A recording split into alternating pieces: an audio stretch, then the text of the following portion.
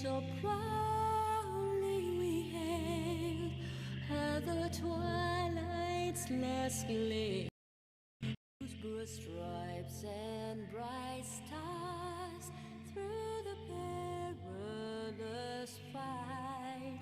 All the ramparts we watched were so. What's up, everybody? Oh, I got what's up, everybody? Hold on. There you go.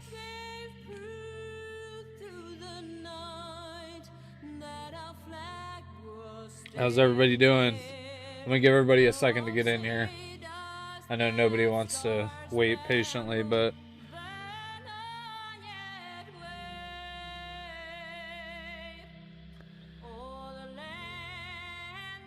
figure it's fitting that we start this off with the Star Spangled Banner or some other patriotic music. It's only right, right?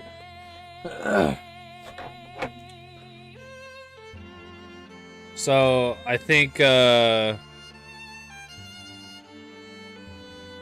gonna work on an intro screen, but for now this is fitting. Sorry, I kind of been absent for the last couple days. I'm sure some of you saw I tried to get me a new camera, and no sound. We don't have sound, so I'm gonna go ahead and send her back and work on another option. I'm not sure what that's gonna be yet, but oh, happy birthday, She48 Knife. I'm sure you want that said some other way, but that's how I'm gonna read it. Happy birthday. How is everybody? I can pull up one chat here, which is what I'm gonna do. Okay, so I think the first thing we're gonna do here is kind of go over the video of the other night when I was down there. We're gonna play mine start to finish, and then I have a couple other clips on my social media that are worth kind of scanning through and talking about. So we're gonna do that first, and then let me make sure my multi-chat is working here. Oh, it is.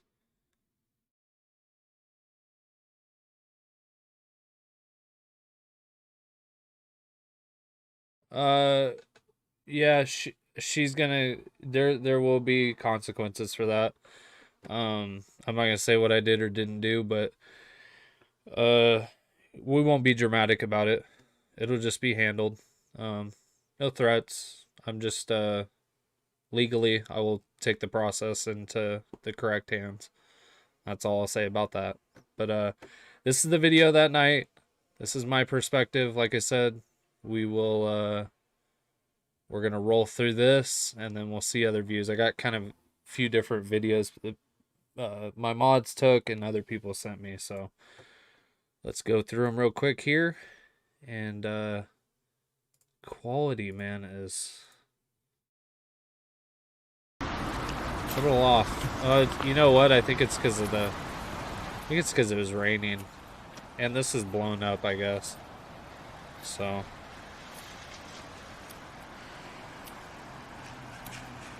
I mean, I don't really care. I just would preferably not like to have it out of the mod's mouth. see, what I should have did is I should have went and stood further up the road over here and like out of their way. I should have known better than to stand there. But is what it is.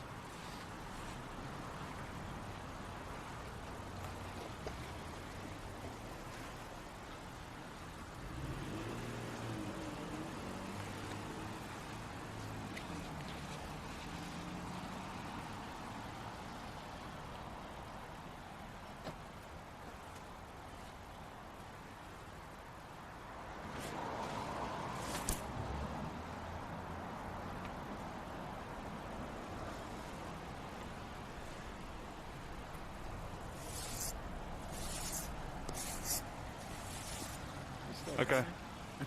Is it even raining? She's watching that person that pulled up and parked next to her. Oh, she's still in the car? It just was so rainy. So rainy. What's this for?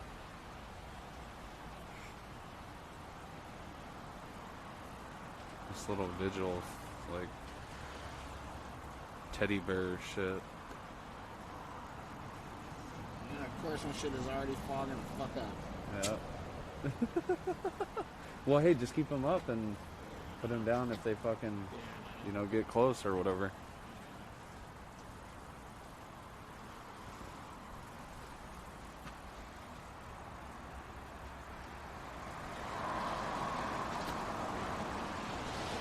Damn, that thing got really rained on too. I tried my best to keep it clear, but It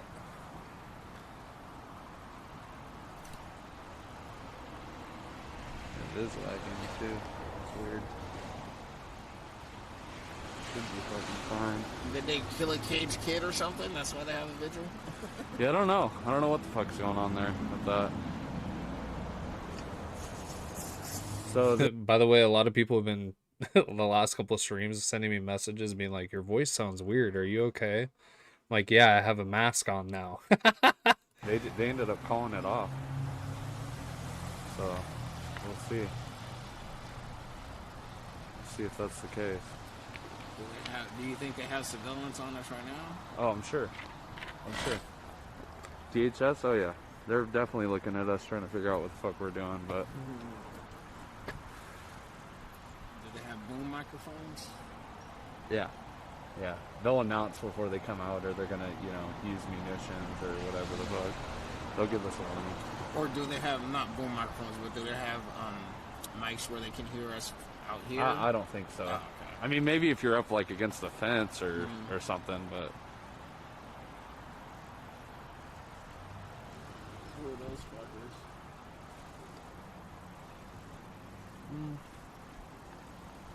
Yeah, I should have moved further up the road. Female and male.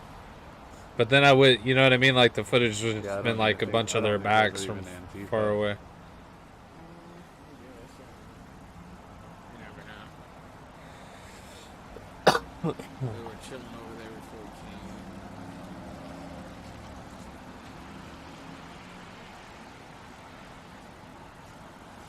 This stuff. A little bit.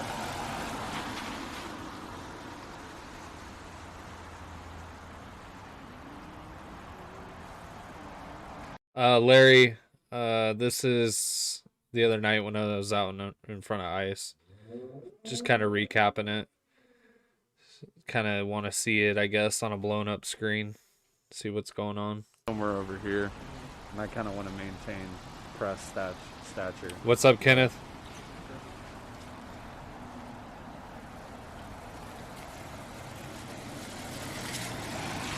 Well, we'll know if we start seeing Black Bloc drive off. I mean, they should definitely be here by now, for sure.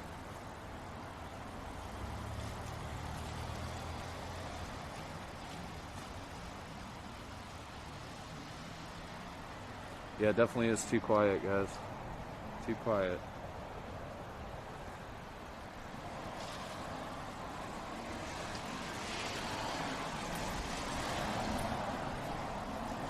Check.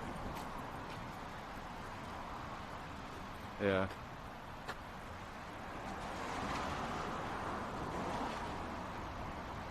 What's up, Right Wing Pew Pew and Cat Ann? It's okay. We're all right. We're all right. We're good. We always make it out. To Washington, D.C., and they're all worried about COVID. Oh, so Yeah, he's self-quarantining because he okay. traveled.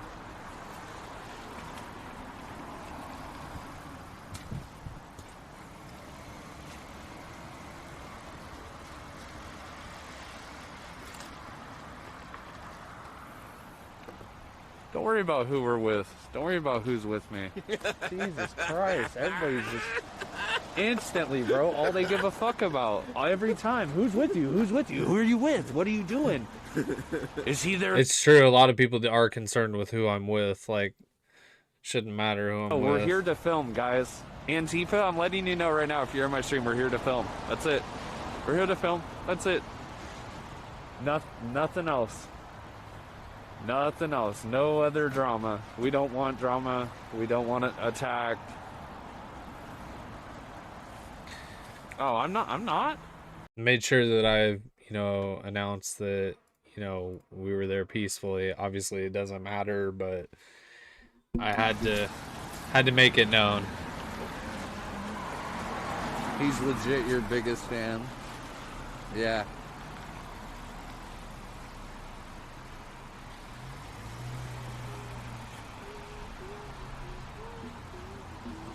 Okay. Okay. Cool.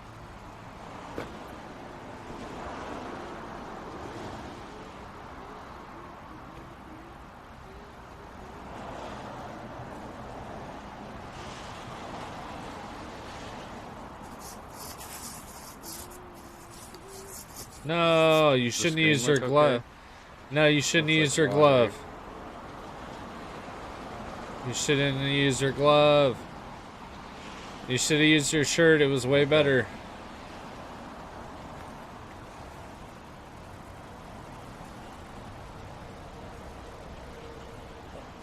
Yeah, you're fucking too tall, man. Oh, really?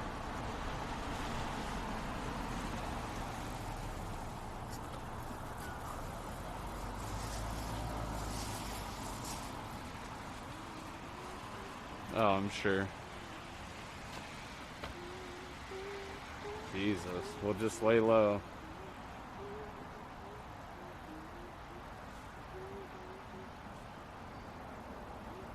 What's up, Vicky? What's up, sissy girl? What's up, Vonnie? Ja, Hear the drums. Respawn, Hear Ryan. the orc drums. The orc. No, I was dead when he said that. The orc drums. Oh Right my now. fucking I'm god. dead. Jesus. Dude's a clown. Orc drums.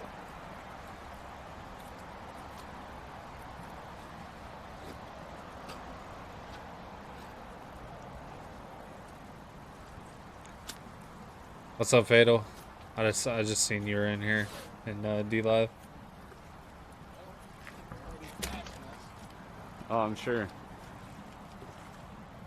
Here, just walk this way. Walk this way. Just stay away from him. Hey, what's up, I'm Stuart? gonna stay back. On Facebook.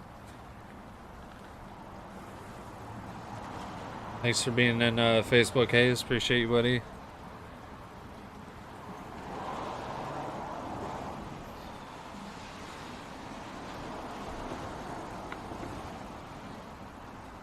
Snacks and snack band.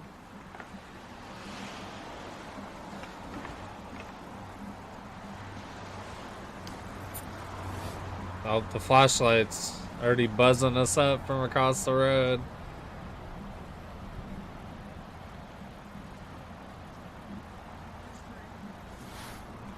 Who's streaming, they said. Who's streaming, they say. Oh, I'm dead. And here come the orcs across the road. Yeah, relax. Howdy, guys. How you doing? Good. Right on. How are you? I'm good.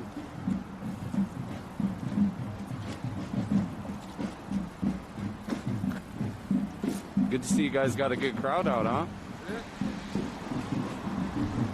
Ah, it was cordial. It's cordial, guys. Come on now.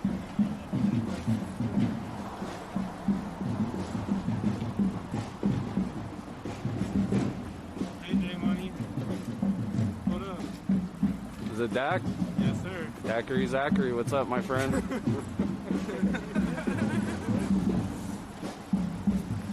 Oh, here comes the umbrellas.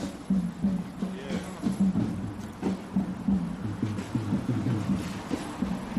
I expected that. Hey, we're here peacefully. Just letting you know. Here peacefully.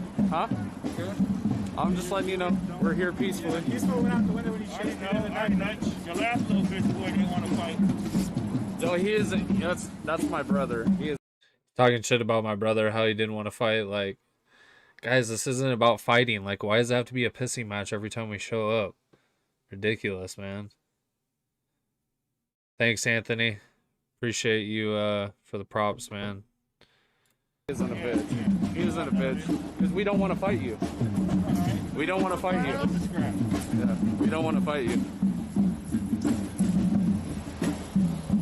I want the umbrella though, for sure.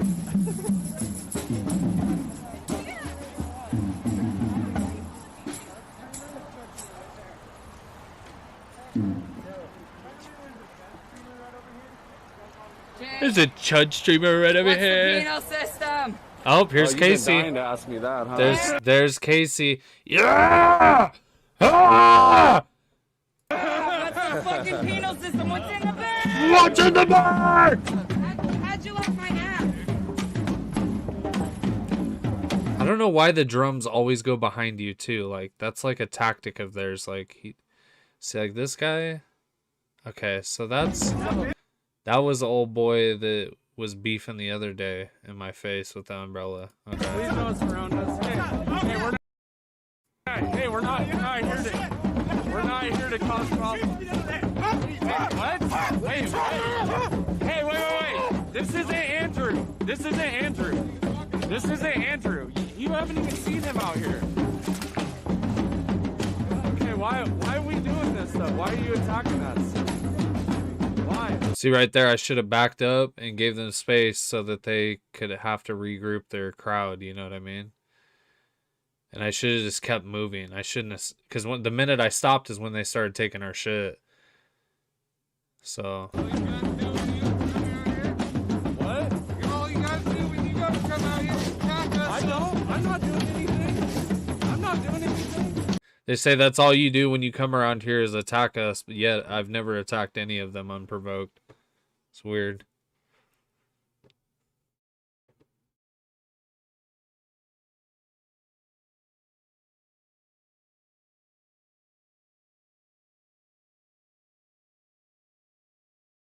What did I do to you? What did I do to you? What? Don't you hunt Antifa for a living? Antifa for a living! Is that covered under your business license? You call yourself behind enemy lines and won't even get out of your car? Congratulations, Coffee Queen. Your daughter gave birth to a baby today. That's awesome. Oh yeah, she was holding the American flag. That's awesome.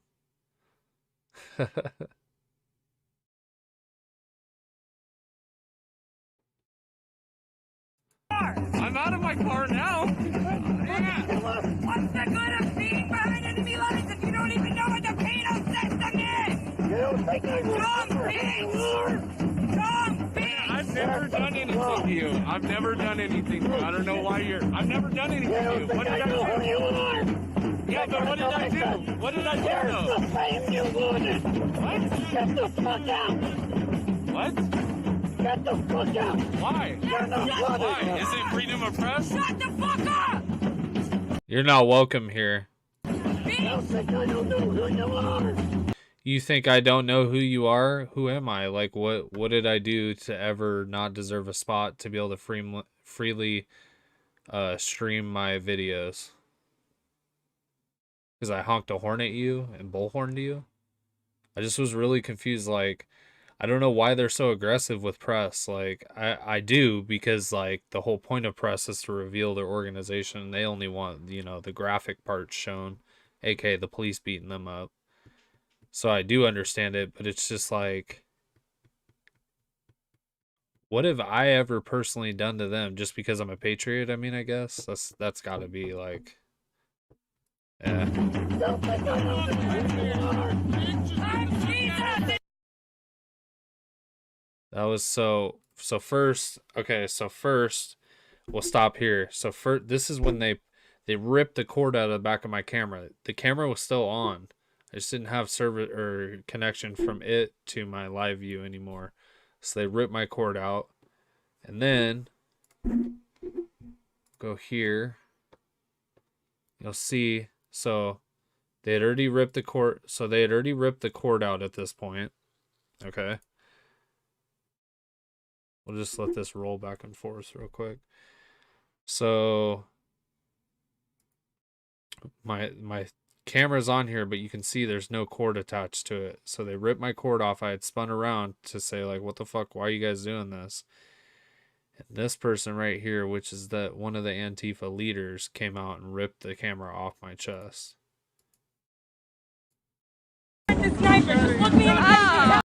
As Casey's asking me if I was the sniper.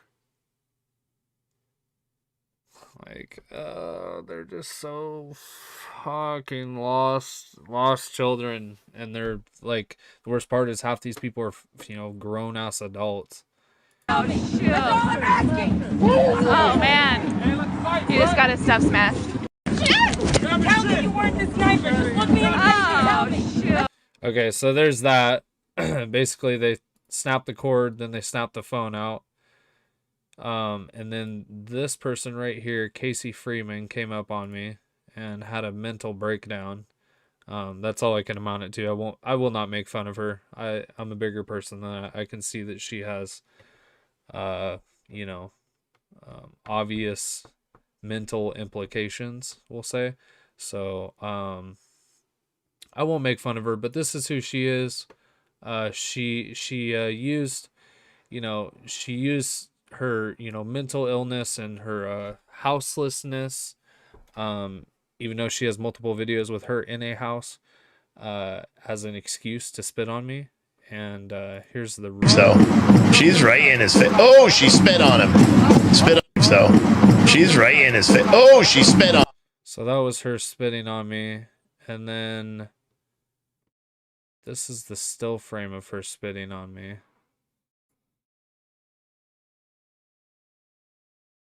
There's a better one that shows, though. Apparently I don't have it uploaded, but there's a video just like this one where she spits on me and she spins around and does it again.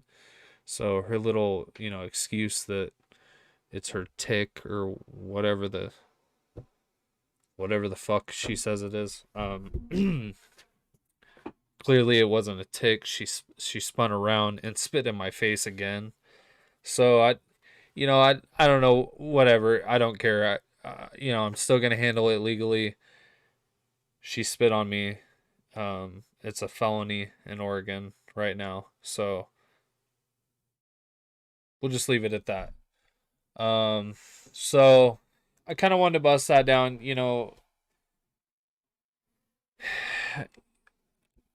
I would love to sit here and be like, similar situations like this happen when they come to our events, but it doesn't happen. The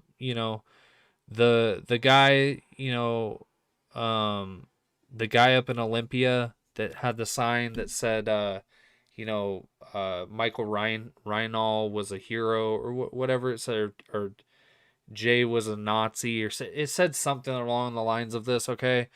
And, I kept pushing it over and I told him, like, get the fuck out of here, like, get out of here, and nobody hurt him. Nobody punched him. Nobody pushed him. Nobody took his phone. Nobody took his gimbal. A lot of people are saying, oh, where Rosa came to your guys' event and you knocked her gimbal out of her hand. It's not the same thing, guys. They took a $500 camera setup off my chest, broke the cord. That's a $40 cord. We're up to like $550. And then they stole it and stomped it right in front of me. That's not the same thing. That's not what happened to Rosa. And Rosa didn't get attacked or spit on or punched in the jaw, because I reached down after my phone had been, or my camera had been taken off my chest. They threw it on the ground and I saw him stomping on it, and I kind of tried to reach in and someone hit me like right here. I don't know if it was a knee or a fist, because lights are shining and people are yelling and it was crazy. But like when I reached in, someone hit me. I mean, that didn't happen to Rosa. Rosa didn't get spit on. You know what I'm saying? Like, there's got to be a certain amount of cordialness for the press, especially when press are actually being press. I understand, like, I used to drive by you and play this silly little honk the horn and, ha ha, he. But, like, I never hurt you guys physically. I never hurt you mentally. If I hurt you mentally by bullhorning you, then you really need to work on yourself. So the comparisons are not the same. Press should not be attacked. I'm a press member for the right side of the spectrum. They attacked me. That's all there is to it. The optics look bad on this. Any way you want to misconstrue it. She can sit there and do videos on her Facebook all day long about this and that and how she's got problems and she's homeless and whatever the F she wants to sit there and say. But at the end of the day, God is my witness. Karma is a bitch. And these people are aggressive. And that's what I'm here to show. You know, eventually people are going to see this. Enough people are going to see this and be like, okay, this has got to stop. Okay, this is enough of this. This is done. This looks bad. Any way you want to put it. I don't care if she has a mental disability. I don't care if all of them, all there had a mental disability. Okay? You know, I think it's just a miseducation is really what it boils down to. A lot of them didn't even, you know, fucking make it out of the 12th grade, it seems like. They know the penal system, but they don't understand what socialism and what it does to a country. Just saying. But, so, yeah, there's that. I don't want to dwell on it too much. It's not really that big of a deal. I got a new camera.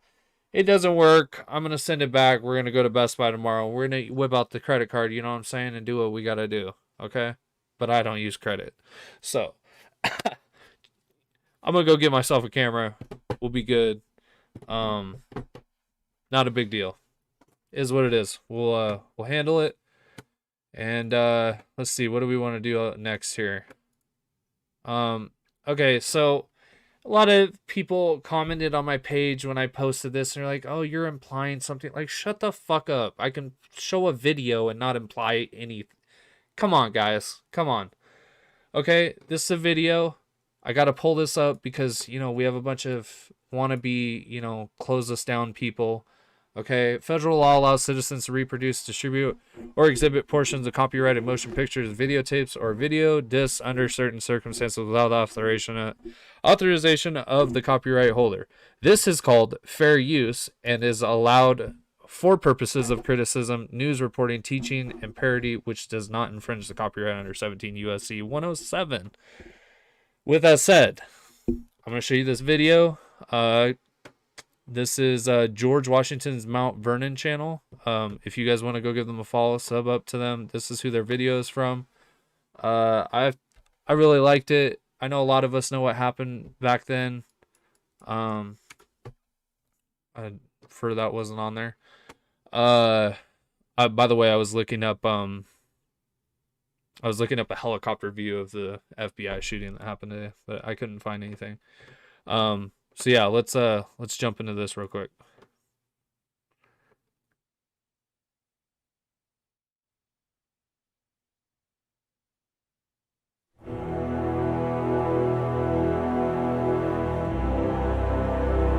Washington Crossing the Delaware.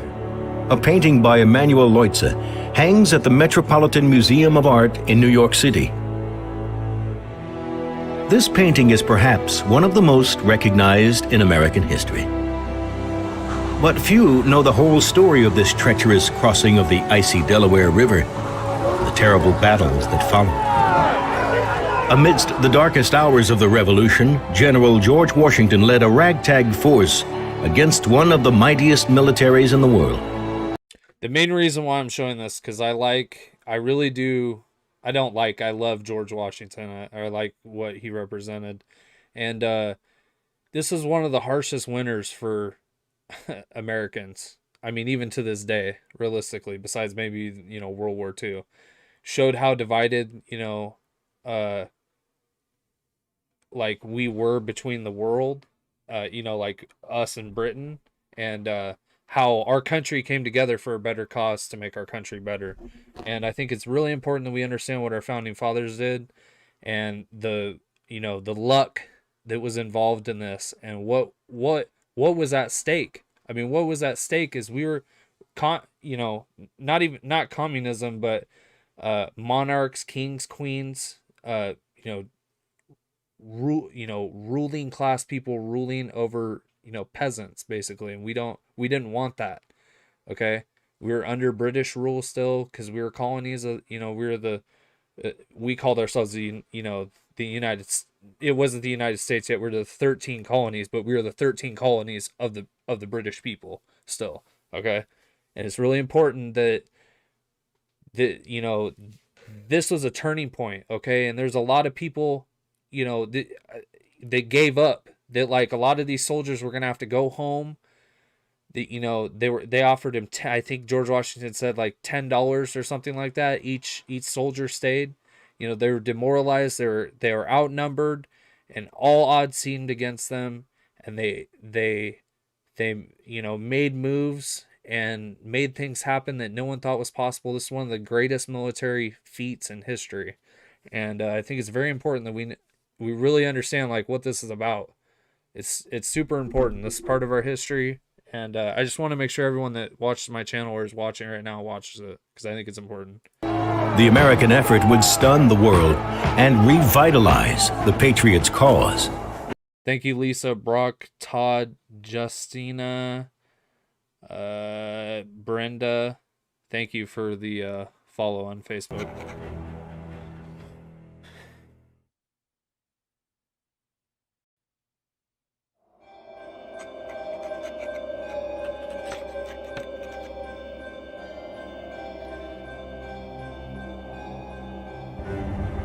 Travis, thank you for the $10 donation on Cash App. Appreciate you, buddy. Stood in rebellion to their government, an ocean away. The Americans in revolt were rebels. The Declaration of Independence made them revolutionaries. 13 colonies were now a union of states. Then in union, they claimed independence, disseminating copies of their great declaration through the land. In New York City, the Declaration was read aloud to an army.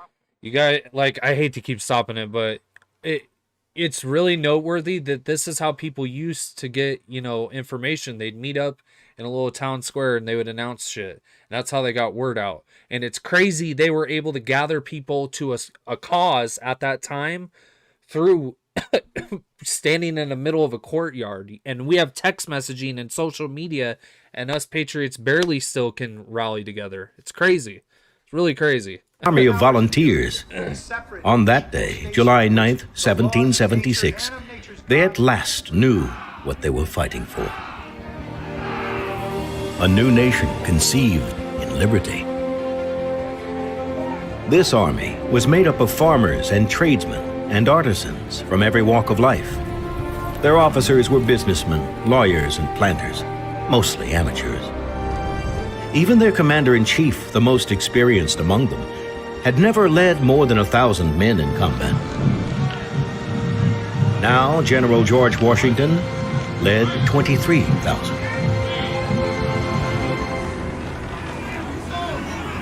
Independence, however grandly declared, would not be won by words. And while Americans cheered, a British army, 25,000 strong, more than half of the armed forces of the British Empire, descended upon New York to contest the argument. The British soldiers under General William Howe were well-trained, well-equipped, and well-paid. And their ranks were bolstered by German contract soldiers. These Hessians, famous for their skill and feared for their fierce fighting ability, made up over a third of the British Army. In short order, they swept Washington's army in battle after battle, from Brooklyn to New York City, Manhattan, White Plains, and the Jersey Palisades, leaving little to stop them from seizing Philadelphia, the seat of the fledgling nation. With mounting defeats, joy was replaced by desperation. Many of Washington's soldiers deserted for home as they retreated south. By December 1776, only 3,800 were left. 3,800, guys. 3,800. One more time. 3,800. Okay? This shit is inspiring. They won Washington a war with despaired that. of what the future Crazy. might bring, writing, I am wearied almost to death. British General Howe was convinced Washington and the American army had lost the will to fight, it was hard to disagree. New York City had fallen, and the British occupation spread to control 3 colonies. The Continental Army was badly beaten, outflanked, demoralized. The rebellion seemed doomed. Washington's army, the Americans, the United States, needed a miracle.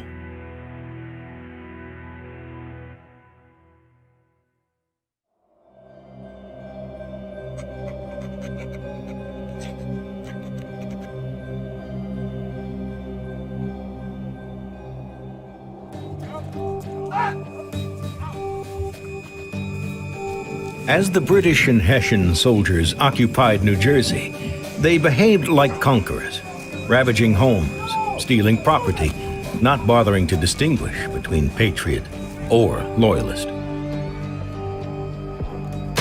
But Americans would not be idle victims. Incensed by the depredations, bands of New Jersey militiamen began to raid and attack small, isolated British units.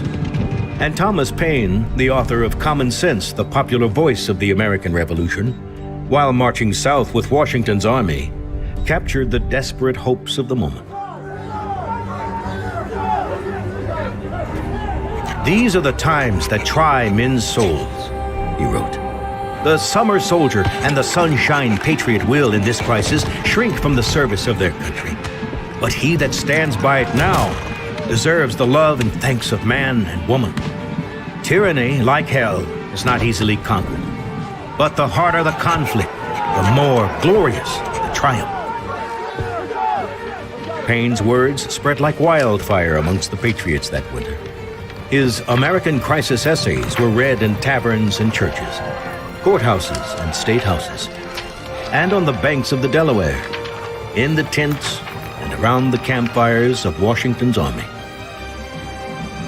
Stoked by the harsh British occupation and inspired by Paine's stirring call to duty, Washington's army had begun to grow again. By mid-December, over 7... Isn't it crazy that the Germans worked their way into the British army back then? It's pretty... You think about that? Like, they were... they were trying to destroy America then, at its founding. It's crazy. 7,000 had gathered, prepared to defend the cause. A cause that the British considered already dead. Aided by spies in the field, Washington realized that while the British had more soldiers, they were thinly scattered along outposts and towns throughout New Jersey. And one of the most important outposts, Trenton, isolated by poor roads, was especially vulnerable. If Washington could cross the Delaware quickly, he could strike the Trenton outpost before enemy reinforcements might arrive. All would depend on stealth and speed. But how could he quickly cross the Delaware River? A task that had recently taken a smaller army 5 days. And time was not on Washington's side. By late December, most of his soldiers' enlistments would end. His army would disappear. "By perseverance and fortitude, we have the prospect of a glorious issue," wrote Paine. "But by cowardice and submission, the sad choice is a ravaged country and slavery without hope." If, as Paine pointed out, salvation were at hand, Washington would test it with a very bold move.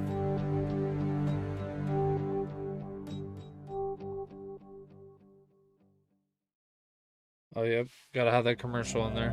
Oh, no commercial.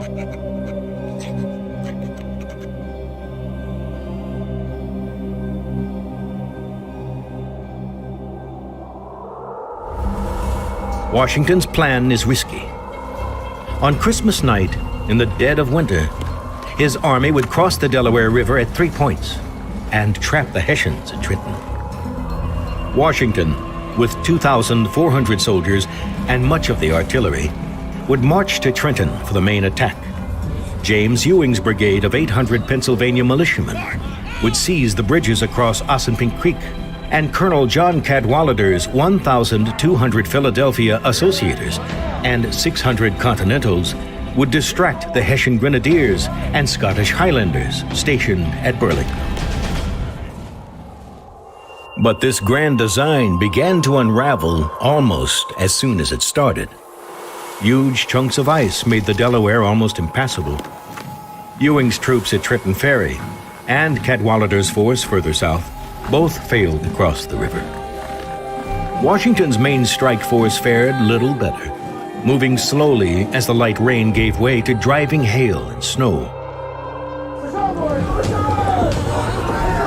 2,400 men, as well as horses, and 18 pieces of field artillery, each gun weighing around 2,000 pounds, needed to be ferried across the icy river.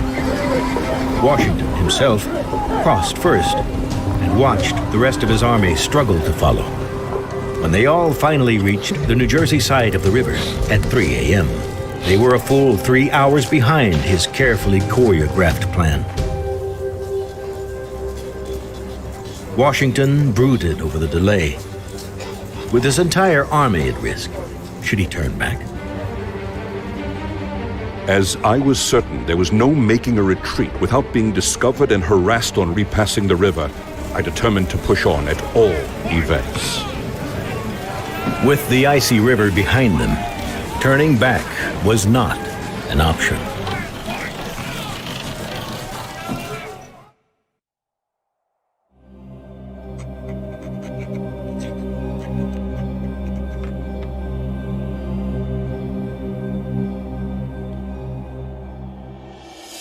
Hey, real quick, Victoria, thank you for the $20 donation on PayPal.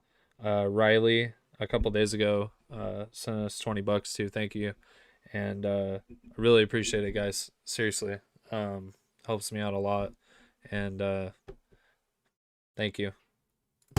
Despite the delays, Washington and his generals decide to follow the original plan. Washington's column approaches Trenton, 2 wings. Defending Trenton were 3 battle-hardened Hessian regiments, 1,500 men, under the command of Colonel Johann Gottlieb Rahl. Contrary to legend, they were not drunk or even drinking. Instead, they were on high alert. Hessian pickets guard the approaches to Trenton. Those not on duty sleep in battle dress, loaded muskets within reach. Ryan sent us $5. Looked like a super chat. I'm not sure how those work yet. I'm assuming that's what it is. I think so. Yeah, so tonight. That's what else I was gonna say. Tonight, I'm gonna set up. Super chat's already on there. I didn't realize I had to click the button. That's why you guys weren't able to do it yet. But I'm gonna put super chat in like I don't know. I think it's called like Premier Subscriber or something like this. I'm gonna put that on, and I'll put the emotes and the badges and everything I have from D Live and the other platforms. I'll put it into there. So appreciate it though. Thank you, Ryan. I think you're the first one that gave me a.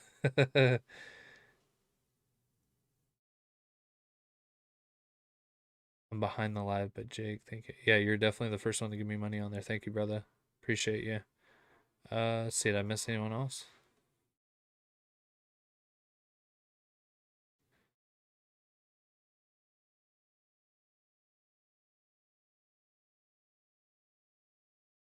Should put a card this in. Yeah, Zoe, yes, I will take care of it legally. We'll just say that. Funny thing about the uncontrollable spitting tick of hers, she's never spit on any of the yeah. Pretty funny, huh? Andy No could have told you how violent they are. Well, I mean, I already know that they're violent. That wasn't the point of that. It's just to keep showing the violence. Yep, he's a shooter. He killed himself. Tara, yeah, I kind of briefly read up on it. I was gonna show a small little clip here after this video of the FBI shooting. Hayes, Hayes, thank you for the $5 super chat. Appreciate it. So that's cool. It kind of quotes it when you that's cool. Oh yeah. Yeah, and I'll add like maybe like talk to text or something if it's over a certain amount on there or something. Figure it out. Make it fun. Make it fun. All right. But considering the Americans' poor soldiers, Rawl orders his men to counterattack. Knox's field guns and American musket fire shatter their brave charge. Rallying his men for one last frontal assault, Rawl is shot twice in the side. He'll die later that night. When the remaining Hessians attempt to retreat, their only route of escape is cut off by General Sullivan's arriving column. Though some Hessians make it out, Washington's men capture almost 900 and inflict 100 casualties. As the captured arms, equipment, cannon, and gunpowder is tallied, Washington is forced to confront his own losses. Despite suffering many wounded and others incapacitated by the severe weather, he reports on several killed, men who froze to death in the unforgiving cold. Jesus. Imagine freezing to But death. more valuable than guns or ammunition was the victory itself. Though his attack was behind schedule, his conditions, fraught with rain, snow, sleet, and his enemy was at the ready, General Washington had shocked the greatest empire of the day. A British officer foresaw the implications, writing of Trenton. I was exceedingly concerned, as it will tend to revive the drooping spirits of the rebels and increase their force.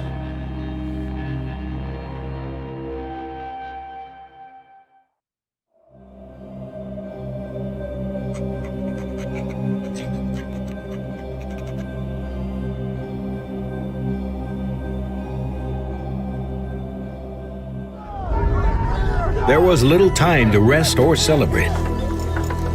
Laden with captured supplies, Washington's army slipped across the river back into Pennsylvania.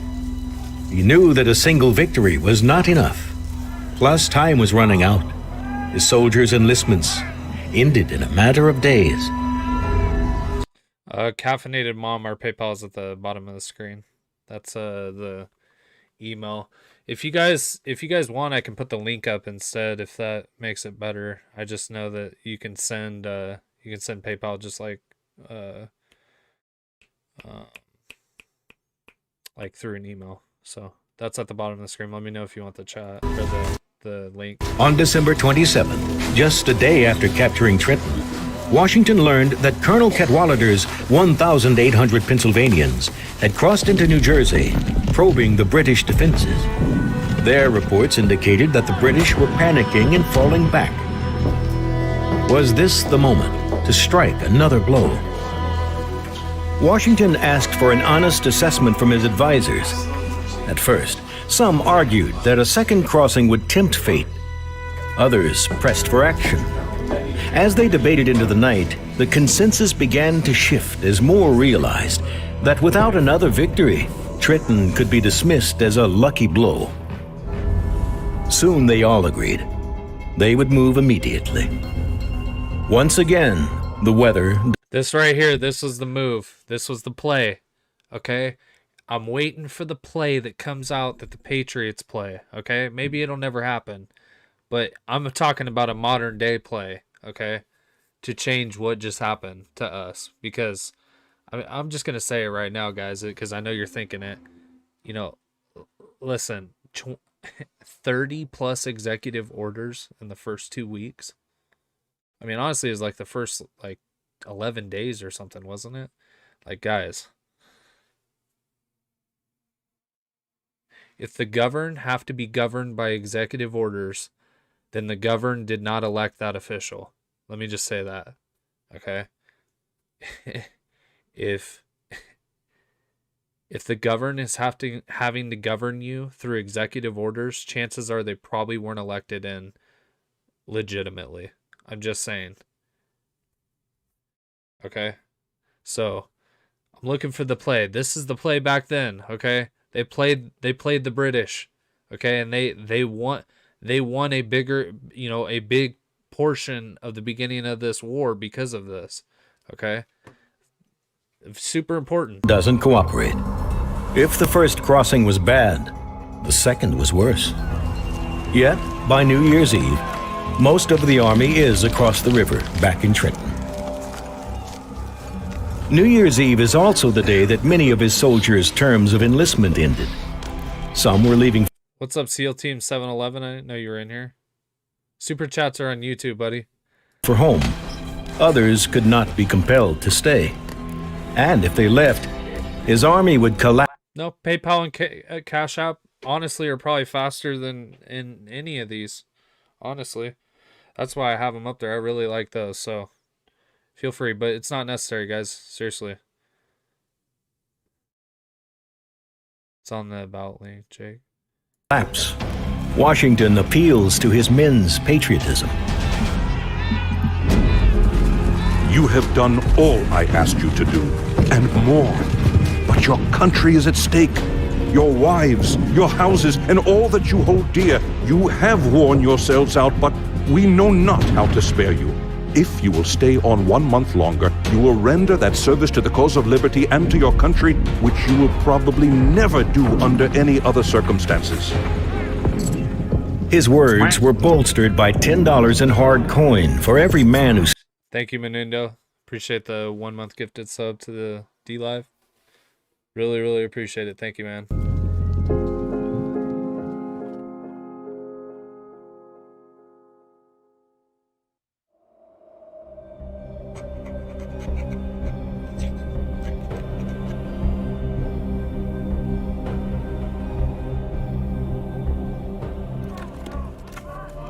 6,800 Americans ushered in the new year of 1777, east of Trenton, along Ossipink Creek. The British had pulled back to Princeton, 11 miles away.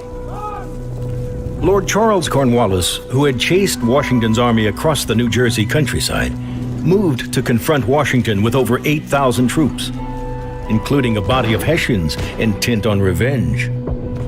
Washington intended to meet them on good ground. Yet, with the Delaware River at his back, there was no easy way to escape if the British forced a retreat. Good night, Tara, on Facebook. Thanks for stopping by. There's 1,000 men to harass Cornwallis's force as they approach from the north. The delaying force falls back across a stone bridge over Ossipink Creek. As British musket balls whistle by, Washington rode to the bridge to greet them, inspiring confidence and assurance to his men. Assured of his army's superiority, Cornwallis orders 3 successive and bloody assaults across the narrow bridges and lower fords. In the face of blistering American cannon and musket fire, all British attempts fail as the light disappears. For his brash assault, Cornwallis lost 365 men. For the Americans, who continued to hold their defensive line along the creek, the losses were 100. For the second time in 2 weeks, Washington and his ragtag army had proven their mettle against some of the best combat troops in the world.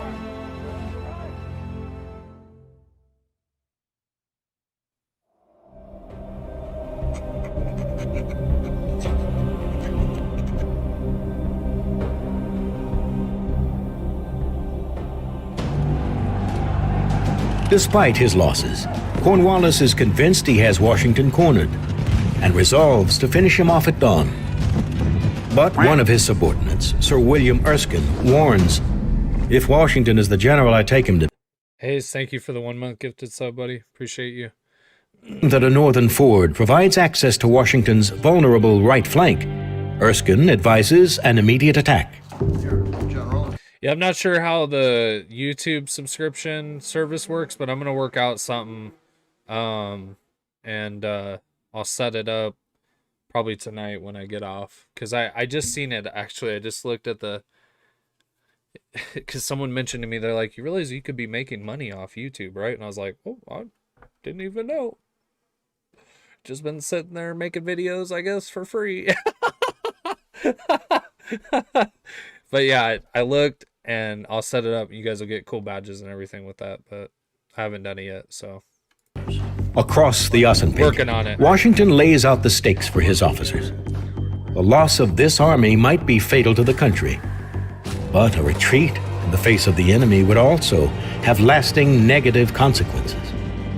They were in a double bind. American Brigadier General Arthur St. Clair proposes a novel solution. You guys want a link to the video so you can watch it too? Without me stopping? Am I stopping too much for you guys? Sorry. Yeah, thank you, Hayes. Thank you, Menundo, and all the super chats, all the donations. Thanks to you guys. I really appreciate it. The roads northward appeared open. The army could move out of danger, outflank Cornwallis, and looks like we got about 8 minutes left on this video, so we'll get through it here pretty quickly. I kind of want to fast forward a little bit here. This is what I've... Princeton. This is the good part. The Fox had just executed one of the most brilliant flanking maneuvers in military history. Okay. Okay, so there was a point where this British leader right here thinks he's got, George Washington cornered. He's down to like 2,400 troops, I think it said, or something like that. And they had 8,000 over here. And they were going to cross the river in the morning. And George was staying down here across the river. And him and his officers got together as generals and as advisors. And they made a play to move up and behind to Princeton and flank them. And this is what they're talking about. But the American campfires were a ruse, left behind to cover Washington's move. At dawn, Cornwallis was shocked to discover his opponent had slipped away and was on his way to Princeton. They had left fires running at the night so that the British could see their fires while they were sitting there looking over the river, and they're like, oh yeah, they're there, they're fine, just let them chill, we'll get them in the morning. And George Washington's dipping out in the middle of the night. Later, dog. later God. Washington marched his army in 2 columns throughout the night to Princeton. As the Americans approach, Colonel Charles Mawhood, moving south to reinforce Cornwallis with 450 grenadiers, Scottish Highlanders, and dragoons, spots Nathaniel Greene's force. Assessing the situation quickly, Mawhood immediately attacks across a rising field. The battle begins on Clark Farm. After a vicious, bloody firefight, Mawhood orders bayonets fixed and breaks an American brigade led by General Hugh Mercer. Thinking they've cornered the chief rebel himself, General Washington, the British surround, taunt, and bayonet Mercer, leaving him for dead. The arrival of a force under Cadwalader staves off defeat. Aided by a pair of 4-pound cannons, they slow the British onslaught. But even these efforts prove insufficient, and Cadwalader's men soon begin to give way. At this moment, Washington himself arrives on the spot, again exposing himself to musket fire, rallying his men with the cry, "Parade with us, my brave fellows." Leading his advance, they force the British to break and run. Galloping after the broken remnants. Well, I'll say Travis or Terry. Thank you for the $30 donation on Cash App. That's awesome. Thank you. Really, really, really appreciate it, guys. So much love tonight, man. Thank you. And I like I said, I don't know if I don't know if it's Travis or Terry, but either way, thank you. And I think I know who it is, but I really appreciate it. Thank you very, very much. Washington shouts, "It is a fine fox chase, my boys." Mawhood and his garrison ultimately flee Princeton, leaving it to the Americans. The British were retreating. In just a matter of weeks, Washington and his army had shattered the illusion of British invincibility.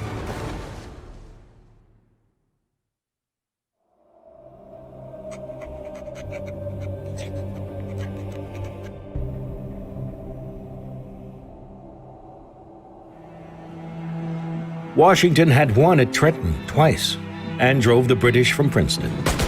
Now he contemplates yet another roll of the dice.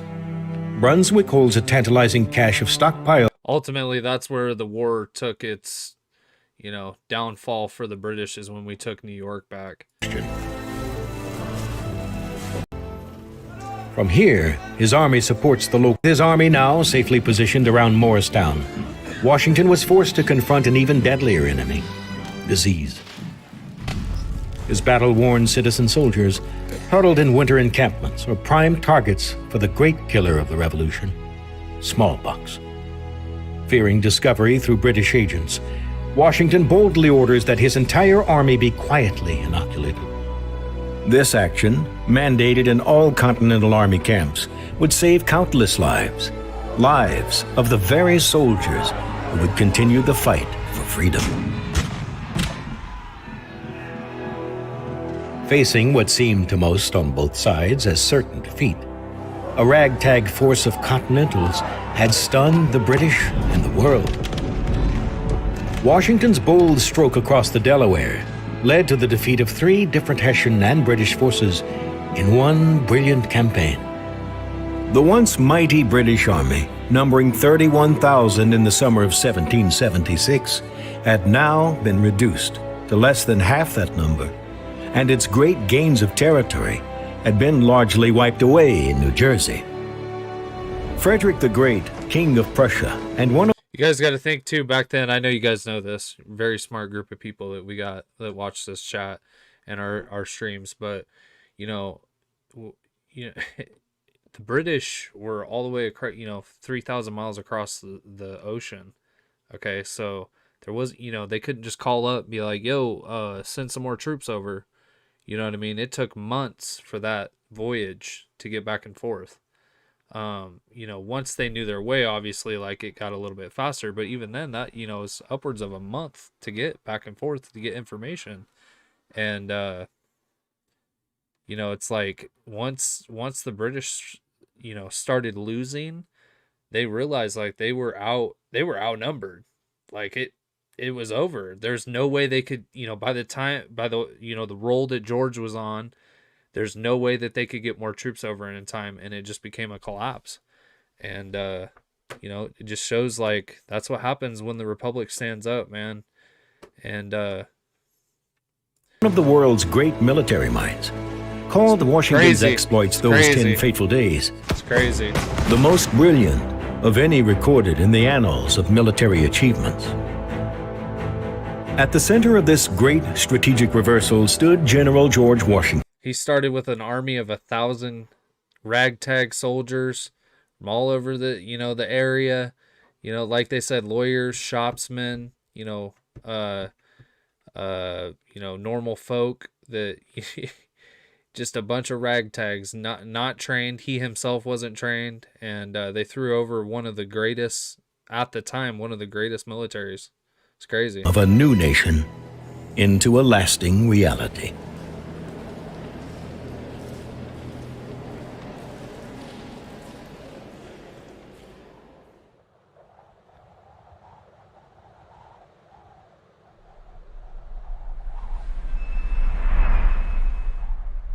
I think that's it. Yeah, that's it. Okay. So, yeah, cool little video I found. It's called The Winter Patriots, A Revolutionary War Tale, and it's on YouTube.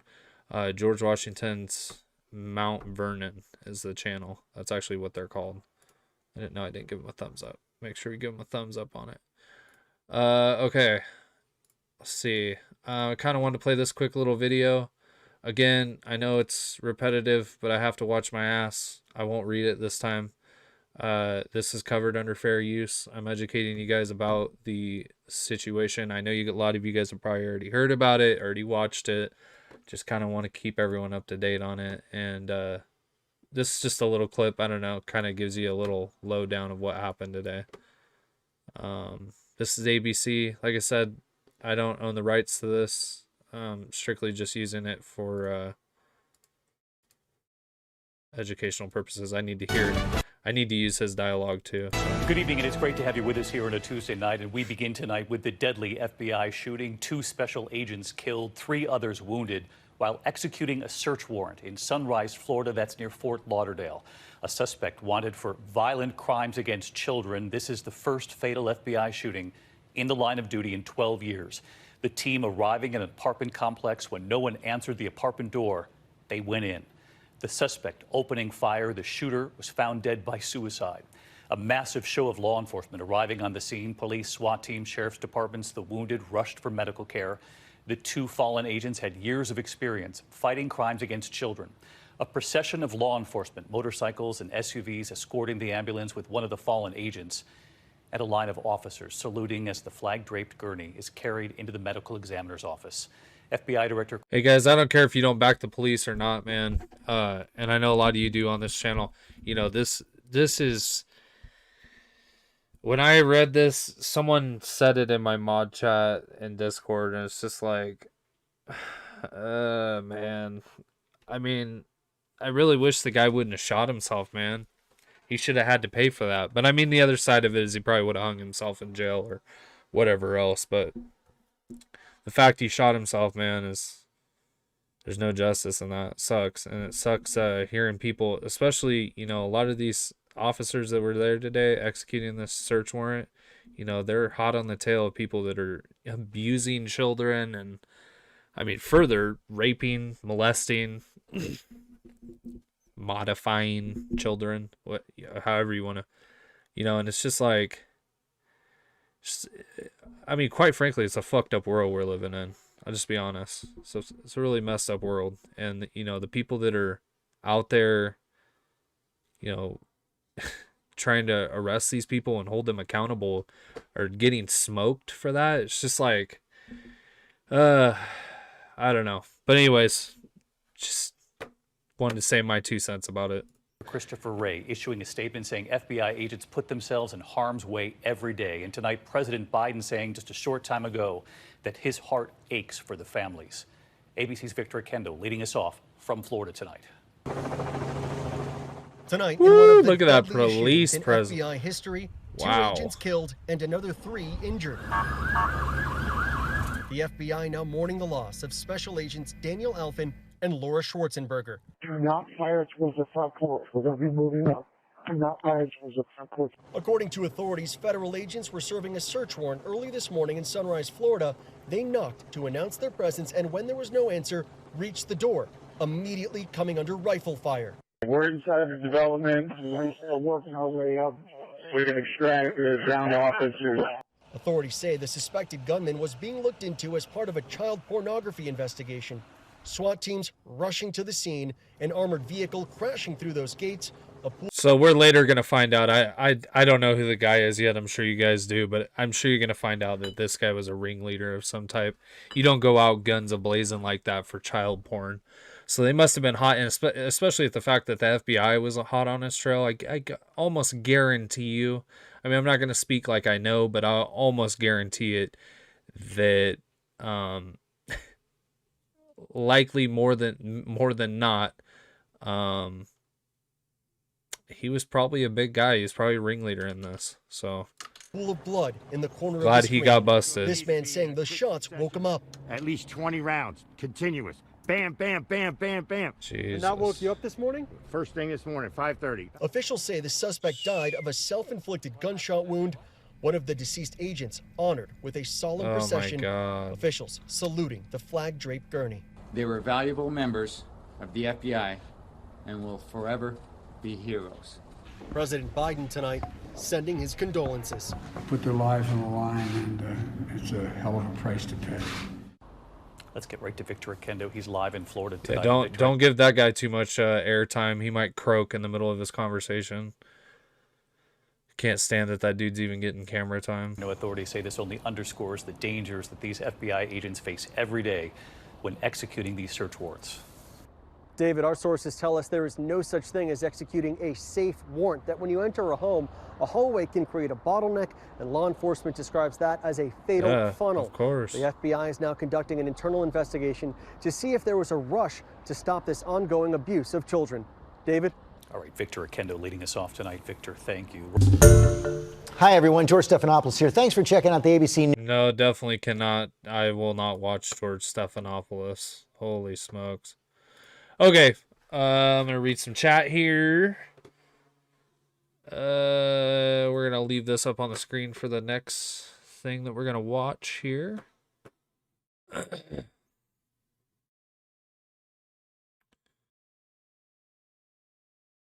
History rarely talks about the major roles Sam Adams, John Adams, Joseph Warren, Paul Revere, John Hancock played. Yes, you are correct about that.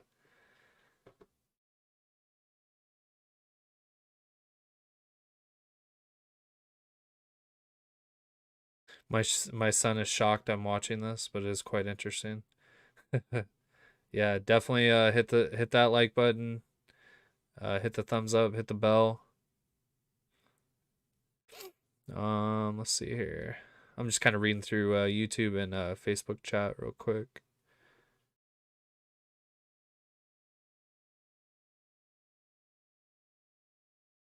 Why aren't they celebrating? Because they were sloppy and were caught. Nobody buys or flies Biden flags. Yeah, you ain't lying about that.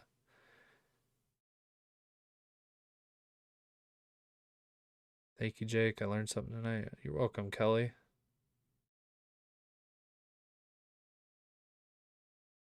DK with the with the dollar super chat. Thank you. 100 underlined twice. Behind enemy lines. I watched your live stream last night last live where they broke your camera. I'm glad you're okay. Thank you. Yes, we are good. Yep. Thank you, DK. Appreciate it. Coward abuse of kids. Of course, he wasn't going to let the cops take him alive. Well, I mean, of course not, but in a perfect world, that's what we'd want because there's no justice in him smoking himself and not having to answer for his crimes. I mean, let's be honest. No, I just got here. I didn't see this. Thank you for letting me know. Do I appreciate it? That worried me. I used that quote with Breonna Taylor case. Fatal funnel being shot at. Only difference is police won the fight. Yeah, right? Well, I mean, to be honest, I mean that the Breonna Taylor thing, you know, they lit that apartment up. So, I mean, there might be a case for, you know, excessiveness, but as far as like they went in there to murder Breonna Taylor and she was murdered, no, she was in the wrong place at the wrong time. That's what happened with Breonna Taylor. And she's fucking around with people that she shouldn't have been. And the police definitely, you know, they definitely lit that apartment up. I'll say that, but wrong place, wrong time. Let's see.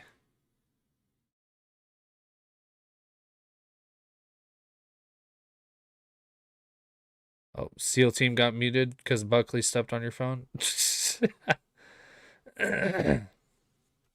Well, you better be careful there, girl. What's up, Patriot Rachel? Said that we have no plans and it can't be on. We have no plans and it can't be on social media. No, you're right. Is this a Poncho Guy documentary? God. Why you let Antifa drag you? I didn't let them drag me. Did you watch the video of me being dragged? Could you show me that one? The French fleet pretty much saved America by blockading the English fleet.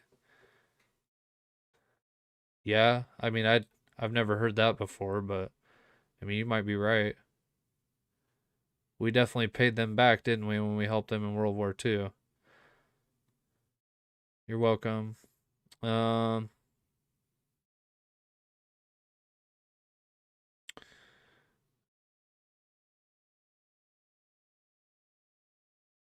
I agree. This had to be a higher up in the ring. Here in my county, the SWAT team takes care of regular child predators, not the FBI.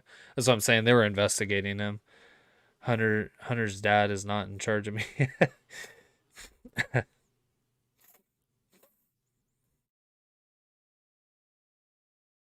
Darn, I kept checking on AD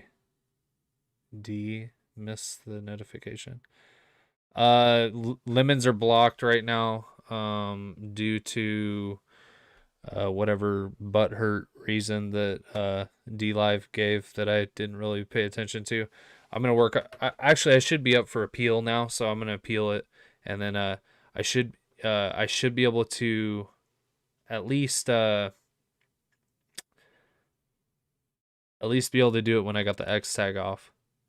So we'll have to have, like, you know, if I'm out in the field or whatever, okay, we're gonna, you know, this is when you donate your lemons or whatever. Everybody can have a little lemon party. But right now, the only way you can use your lemons is to sub or gift subs out.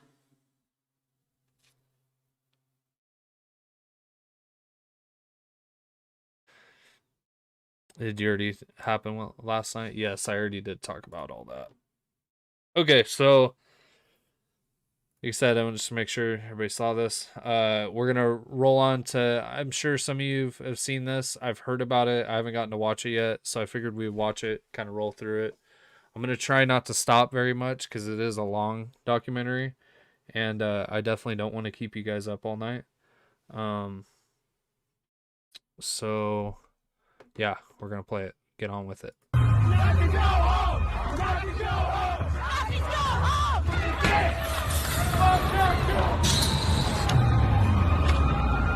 So if Trump gets reelected, what? City's times to be organized and orchestrated chaos. They call everybody they disagree with Nazis. I felt like I had no... That was rude of me. Hold on. This video is called Antifa Rise of the Black Flags. Let's see. I was going to see... I'm sure someone owns the rights to this. It's not in the... looks like Antifa Movie is the subscriber. Or the creator, excuse me. So I don't know who actually made this video, but this is not my video. So I give full credit to them. This is right here where Jig got shot. So yeah, kill them. Kill the Nazis. Long live the socialist revolution. When conditions become right, people do get the opportunity to change the whole system through a revolutionary struggle.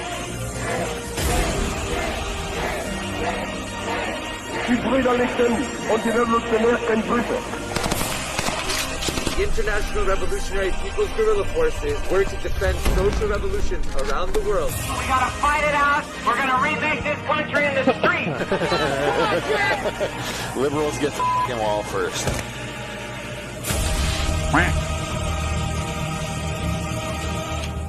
Someday we gotta knock. Buck Skinner, thank you for the subscription. I appreciate it. Really do. I really appreciate it, you guys. Thank you for everything that you guys do for my channel, my family, and really do appreciate it. Thank you, honestly. Those motherfuckers control this thing right on their ass.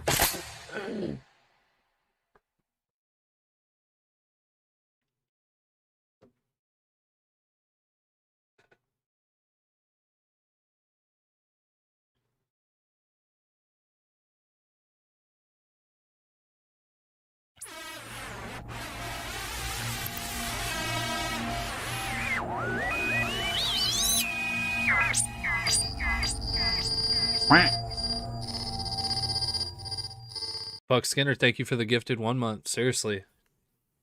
Love you, man. Thank you. It has to lead to the death of America.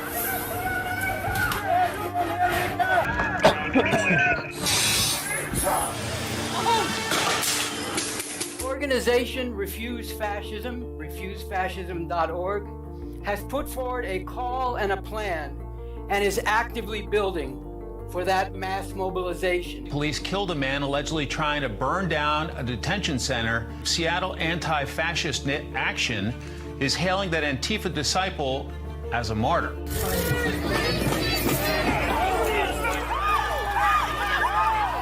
Body cam video released by Seattle police show the violent confrontation between officers and protesters. I want to be clear in how I characterize this. This is mostly a protest.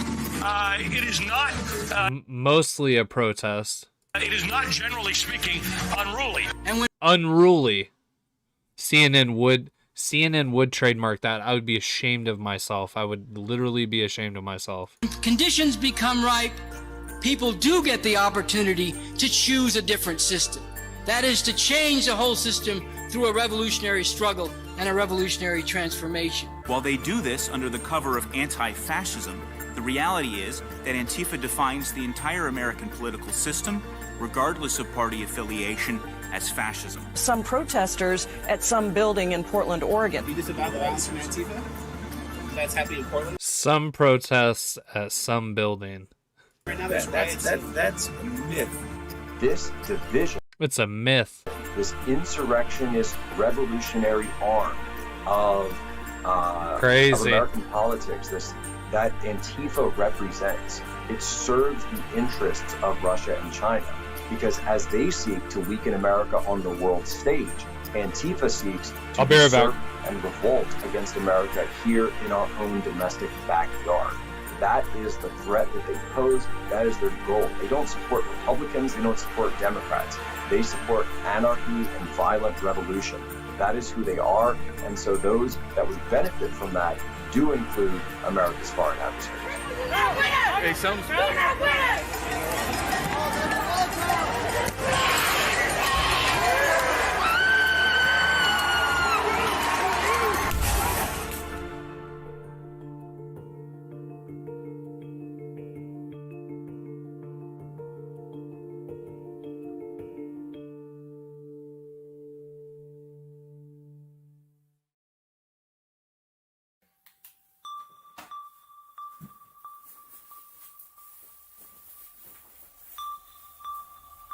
We all go through our everyday lives through a set of routines. Wake up. No, they did not arrest the person that broke my camera and spit on me and assaulted me. Yes, I will be going to Olympia on the 6th. Yeah, RIPJ, man. Also, I want to say if you guys can help out with the Alan Sweeney Fund, if you have a couple dollars, you can donate to him. Every little bit helps. He definitely needs help with funds. So I'd like to push that too, so we can get that man out of jail. You know, Chandler's still facing charges. Jeremy Roberts still in jail. Alan Sweeney's still in jail. So definitely, if you guys can spare $1, please, even if it's $1 or $2, help out if you can.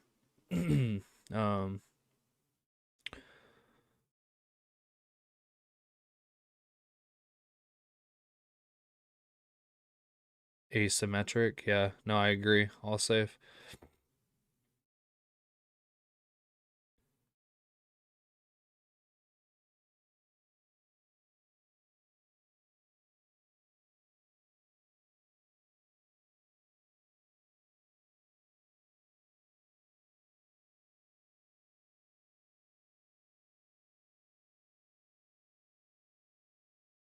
Chigger flea buds. Flea bugs, huh? This is Antifa Rise of the Black Flag. Sorry, I was reading your guys' comments. Okay.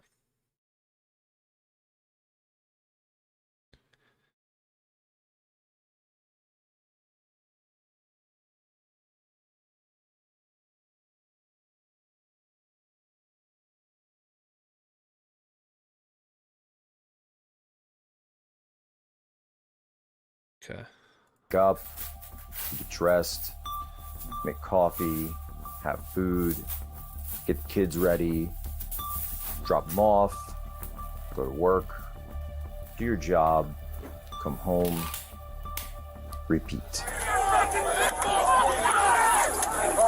And throughout the course of our days, we're faced with a series of day-to-day problems.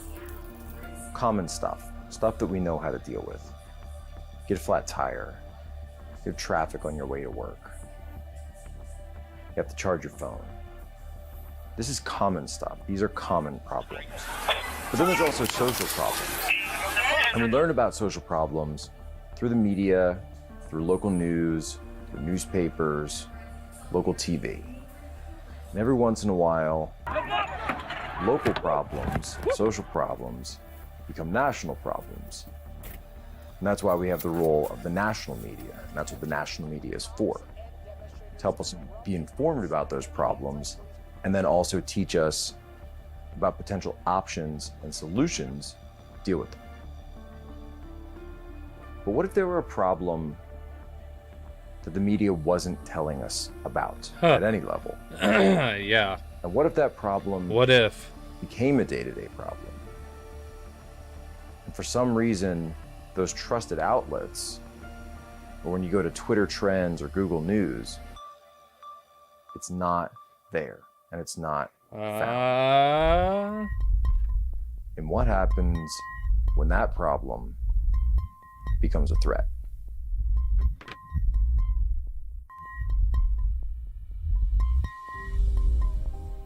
Not only a threat in one place or one location, but in city after city after city, night after night after night. And you can see the videos and you can find out what's happening. But when you go to those trusted sources and you go to those leaders, they try to downplay it. They say it's just an idea. They say it's nothing to be worried about. They tell you to look over here.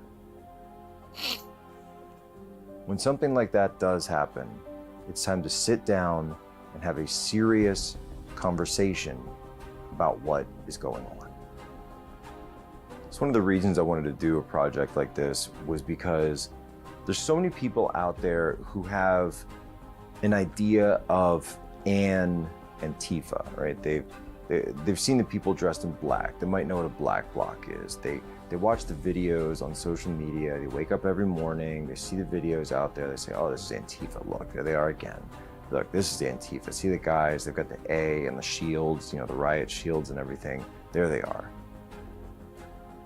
But I wanted to do a project that actually talks about the Antifa, to give people an understanding of what this movement actually is, the types of people in it, and the history of this movement and these people. The fact that there are so many various traditions that they're drawing upon that have sort of melded together and blended into what we see today as this iteration of Antifa in the world, Antifa in North America and Western Europe. And I guess if you're looking for a textbook definition of what Antifa is, they are an anti-government extremist organization that seeks the overthrow That's exactly what they are. of the U.S. government. That's exactly what they are. Insurrection. That's exactly what they are too. Every institution in Western society, because they view Western society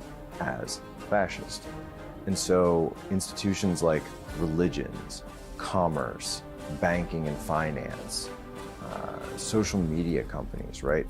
Everything that is currently holding up our society, to them, is their enemy.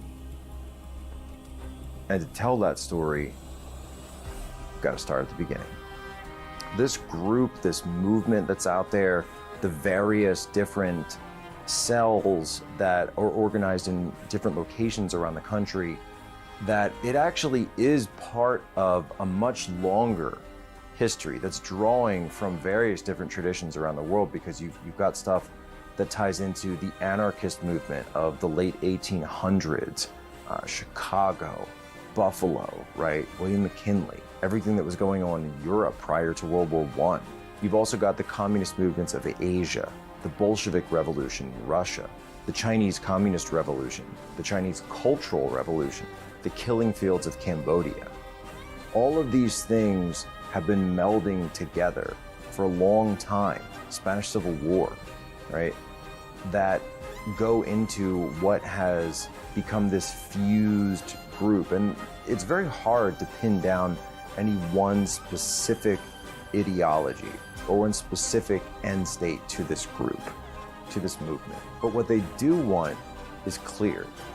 They want an end to society as it currently stands. Yep. Their enemy is the status quo. And to use their own words, they will achieve their goals by any means necessary. Antifa is an idea but it's also a violent terror group that is the tip of the spear of leftist direct action in the United States and throughout the world. Antifa gets a pass from so many institutions because a lot of the mainstream have, in the last 10 years especially, thanks to social media, have really shifted far left. Institutions that used to be known as moderate or mainstream or commentators or people have gone completely, have moved very far left. And I think a lot of this has to do with the reinforcement that we see on social media, the constant barrage of hot takes and one-upsmanship when it comes to politics and partisanship and ideology. It used to be that Salon. Oh shit. Of course I did that. Damn it. Good night, Ryan. We'll talk to you tomorrow, buddy. Damn it. Ryan, you got me all messed up now. Dang it. Damn it. Damn it. Damn it, Ryan. Here we are. Okay. Is known. Hope you sleep good, buddy. As a punchline, the Salon hot take was, completely crazy and left-wing. And now Salon is firmly in the mainstream. The New York Times sounds like Salon. And Democratic candidates for president sound like Salon. So, of course, the media and politicians are giving Antifa a pass because they don't really see the radicalism, or they don't want to see it. There's been a lot of talk about Antifa being just an idea, and I don't think that there's any reason to believe it's just an idea. We've seen countless Facebook groups and social media personas coming out and saying that they... What's up, Kevin Whitman? How you doing, buddy? I think what makes people think it's an idea is this idea of self-identifying as Antifa. The way that movements work now is not that you need to attend meetings, you don't need to get a card, you don't need to go to a secret church basement and have a passcode. You just need to say that you're part of it and track it yourself. And that's enough to be involved. You wear the costume, you spout the ideology, you do the things that other people who identify that way do, and then you're part of it. It's very much like the Arab Spring situation where people were doing the thing, you don't have to join up. Just saying that you're joined up is part of it. So I think that our elected leaders misunderstand it because they don't understand how social media movements work. Their role. I don't think our elected leaders, I have to disagree with her on that one. I don't think our elected leaders misunderstand it. I think they choose to ignore it because they're bought and paid for by companies. Okay, there's a difference. Companies want Antifa, makes their stocks move, okay? You know what I mean? It creates a reason for them to, defund the police. It, creates a reason for them to say, look, hey, Orange Man's bad. We saw that all summer. Orange Man bad, Orange Man bad, Orange Man bad. They beat it into people's head. Oh, fall time, same thing. Fall came around. Oh, Orange Man bad, Orange Man bad. Then the election happened and boom. What happened? They cheated and they frauded the election. And, I don't think it has anything to do with the politicians. I think it just has to do with they just choose not to.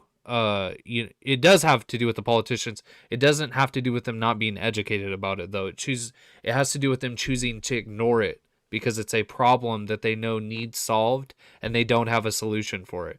If they combat these people, they come back and burn down the DNC the next night. If they combat these people, they come back the next night and burn down businesses. If they combat these people, then they want to defund the police. If they combat these people, they actually do get the police defunded too. $30 million in Portland at one point. Okay? So they get real tangible, evidence of change from their direct actions. Okay? I don't think the politicians are choosing to ignore it. I don't think the politicians are choosing to be uneducated about it. I think they're choosing to ignore the situation completely. Because they know what the fuck Antifa is. There's people in Florida that know what it is, then the politicians know what it is. They just choose to ignore it. Okay, they'd rather sit there and fight over the coronavirus stimulus package.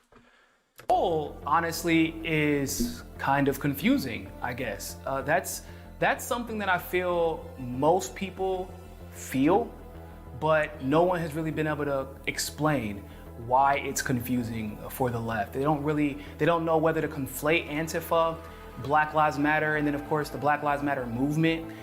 We're told constantly that Antifa is merely an idea of anti-fascism and not an organization. However, that's antithetical to what the original Antifa actually was. The original Antifa was an organization that sparked from an idea. And so I feel like when they say that it's not an organization, as if that's something to just celebrate, I feel like that's disingenuous, and it also just makes me question the motives of those who do uplift Antifa. Because as a historian of leftist activism movements from the 50s and the 60s and the 70s, one thing that I do know is that if they were genuinely on the side of the BLM activists that they sometimes protest aside, in other leftists, that was old boy that was at the Capitol hauling Nancy Pelosi's podium out. Being vehemently attacked by all sides of the mainstream media. They would not necessarily have allies in what I like to refer to as the neoliberal media. My name is Gabriel Nadales. I'm a former Antifa activist. And the first time I put on the black mask, former Antifa activist, wow, they got one unmasked. And I really became part of the anti-fascist movement was in 2011.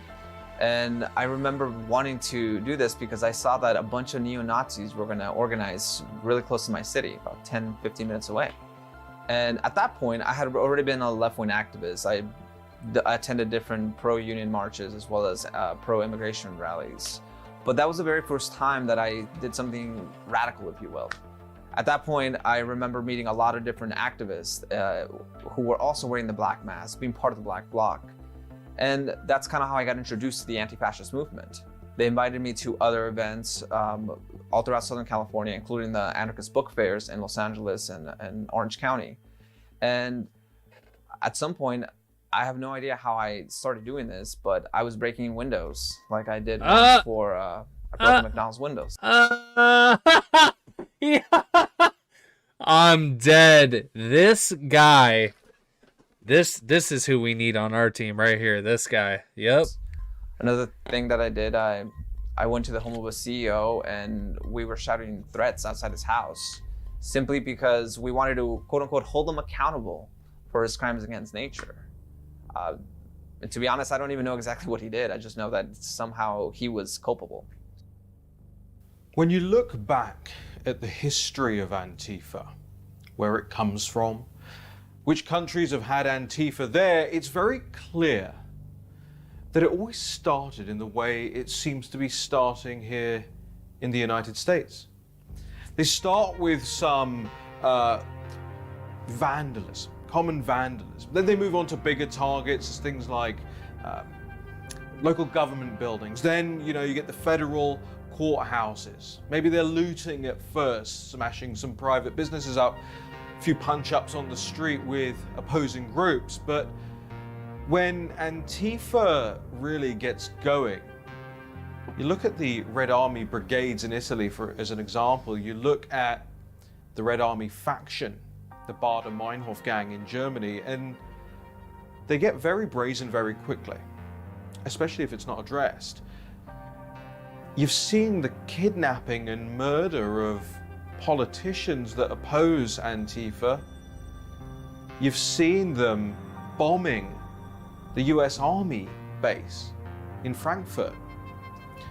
The Red Army brigades in Italy went very quickly from being just a kind of low-level gang to being a domestic terror organization that wreaked havoc, not just upon the lives of ordinary people, the lives of police officers.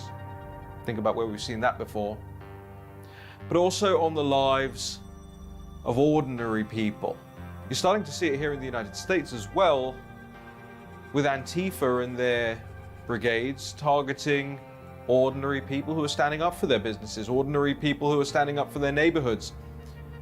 People are being murdered here in the United States for standing up to Antifa. So I think it's very important that we look at the history of this organization. There is an ideology called anti-fascism. Now, this is a blend of anti-government extremism, of both anarchism and communism. However, in the same way that radical Islam is an idea, there are various groups that have been formed aligned on this idea. ISIS, Hamas, Hezbollah, Al-Qaeda, many different types and many different shades of ideology there. And it's the same way with anti-fascism and anarchists. Folks, some anarchists are pure he just said it perfectly. Their views align with Al-Qaeda, ISIS, all the groups that he just listed. Why do they align with them? Because all those groups use fear and intimidation and, quite frankly, violence to get what they want. That's literally what it boils down to. That's what they're about. I've seen it firsthand multiple times. You guys know, I've been following my channel for a while. That's all we've been doing, and you can see it firsthand, guys. Like, this is exactly what they want. They want total, it's not even total abolishment of the police, it's total abolishment of American Western culture. That's what it really boils down to. And that's what these radical Islam groups, Al-Qaeda, the far left Islam, Islamic hate groups, if you will, groups like that, they stem from Antifa, and it's like they don't have any differences. I mean, if Antifa was allowed to, chop the heads off of business owners that they didn't agree with, they probably would if it was up to them. If they could, if they could take out politicians, I'm sure they would legally if they could. I'm sure they would. That's what they're about. They're about violence. They're about that fear and intimidation, and their tactics are to use that to force their agenda. You literally see it in every time they meet up. They aren't nice people. Like, which one of them's nice? There might be one or two of them in there that are actually genuine, but they still are anti-fascist, anti-fascist, anarchists, and communists is what they should call themselves. I mean, Dax said it the other night on a stream. He said, I'm kind of a communist and an anarchist. It's just like crazy to me. By government, but they're not communist. Some anarchists do want to institute communism, but all of those fall under the banner of anti-fascism. And in many areas of the United States, the cells are growing. I think this is a key question. When we see the different people moving from city to city, we know that there's a significant network, and this is something presumably that federal law enforcement should be looking at. Look, I've had different people say that this looks like, what it looks like is it looks like a special forces operation, right? When we're talking about logistics, when we're talking about the different things that are on the ground, the different things that different Antifa operatives or activists, or however we want to describe them, what they're looking for and how they know how to find them. I mean, these are very significant things. This gives us a clue to the fact that this is an organization. We know that there's money behind it. We see how people move from locale to locale. So again, the idea that somehow this is just an ad hoc matter, and these people just come together and they join or they combine over this one idea is preposterous. And of course, then again, if we're getting to the idea, well, what is the idea? Are we really talking about fascists in the United States? What do they look like, right? What do fascists look like? Do people really believe that Donald Trump is a fascist? If people really believe that, do they believe then that the more than 60 million Americans who voted for them, are they fascists as well? Are we looking at the prelude to an enormous conflict in the United States because tens of millions, maybe hundreds of millions of people have had their brains washed and poisoned that their neighbors and fellow Americans are also fascist. So again, to come back to the idea that this is an idea, ideas have consequences. This is what politics are about, consequential ideas. He's So right. again, it cannot He's be right. Look at how divided they've got our country, guys. He's right. He's 100% right. Look at how divided they've got our country. I mean, it doesn't take much to look around and see, you know, how much control they have over our society when they change everyday life for every human in America. And around the world, quite frankly, it's crazy. He's right, though. He's definitely right. dismissed as simply an idea. Ideas attract adherents. They attract money. They grow networks. This is what ideas are about in politics. Germany in the 1930s became the right place for all the wrong people. Ernst Thälmann was the kind of guy who knew how to take orders and not ask too many questions about them. He fit right in with the new wave that Stalin's boys were pushing after the death of Lenin. In fact, Ernst came over from Germany at Stalin's call to be a flagman at the funeral of Lenin in Moscow, earn his stripes and all that. Trotsky and all the other intellectuals either got out of the way or were gotten out of the way. Stalin didn't have much use for them, but Ernst was his kind of guy, and so he became Stalin's man in Berlin, son of a bartender, member of the working class. First, Ernst started up the Red Front fighting brigades, organized as the military militia of the German Communist Party. But the Weimar cracked down on them, and they were banned. Another anti-Weimar Workers' Party started up too. They called themselves the National Socialists. Moscow told Ernst that they weren't the real enemy, the Republic was. So Ernst fought the Republic, called them social fascists. Sometimes they even worked with Adolf's followers, called the Brown Shirts. Moscow wanted Ernst to get his militia back, so in 1932, he started up a new one, called Anti-Fascist Action. But it didn't last long. Adolf took over, and Ernst's comrades sold him out. He ended up in prison. His wife wrote to Stalin to get him out. After all, you know what it seems like to me, guys? It seems like the anti-fascist movement would have taken over in Europe if Hitler didn't. And I almost would have preferred that they did, considering how much of a weak soy boy group they are now. That's for sure. Ernst was just following orders, but Stalin never wrote back. And in the end, Ernst wound up shot in the head by the SS. Of course he did. That was the end of the founder of Antifa. That's what he got for following all those orders. We live in a civilization, and civilization is remarkably fragile, and we're just destroying it on purpose because we think it's not good enough. But the fact that we can be aware that it's not good enough, the fact that we can recognize how much better we can be, is not a reason to destroy what we have. It's a reason to say, okay, everything we've done to date has gotten us to this rather spectacular civilization with freedoms and, you know, for the most part, lots of equality. We have equality under the law. There's still a ways to go, of course, isn't there always? But there is no end. There is no final product of perfect civilization. That is a complete fallacy. In fact, the very notion of utopia was a satire written by Sir Thomas More. Yeah, for real. To show that there's no such thing as a perfect society, and we use the word we think we're saying, you know, that it means something perfection, but it just doesn't. The entire concept of utopia is dystopic in itself. We should be building on what we have instead of saying that it hasn't gotten us where we want to go yet. Of course it hasn't gotten us where we want to go yet, you know, but the fact that we can visualize it, the fact that we can see more opportunity and more inclusion, more freedom, more liberty, more self-expression, means that we're on the right track, and destroying it is not going to get us there. It'll just reverse it. So it's been a couple of months since we were there, but I wanted to sit down and interview somebody about Chaz.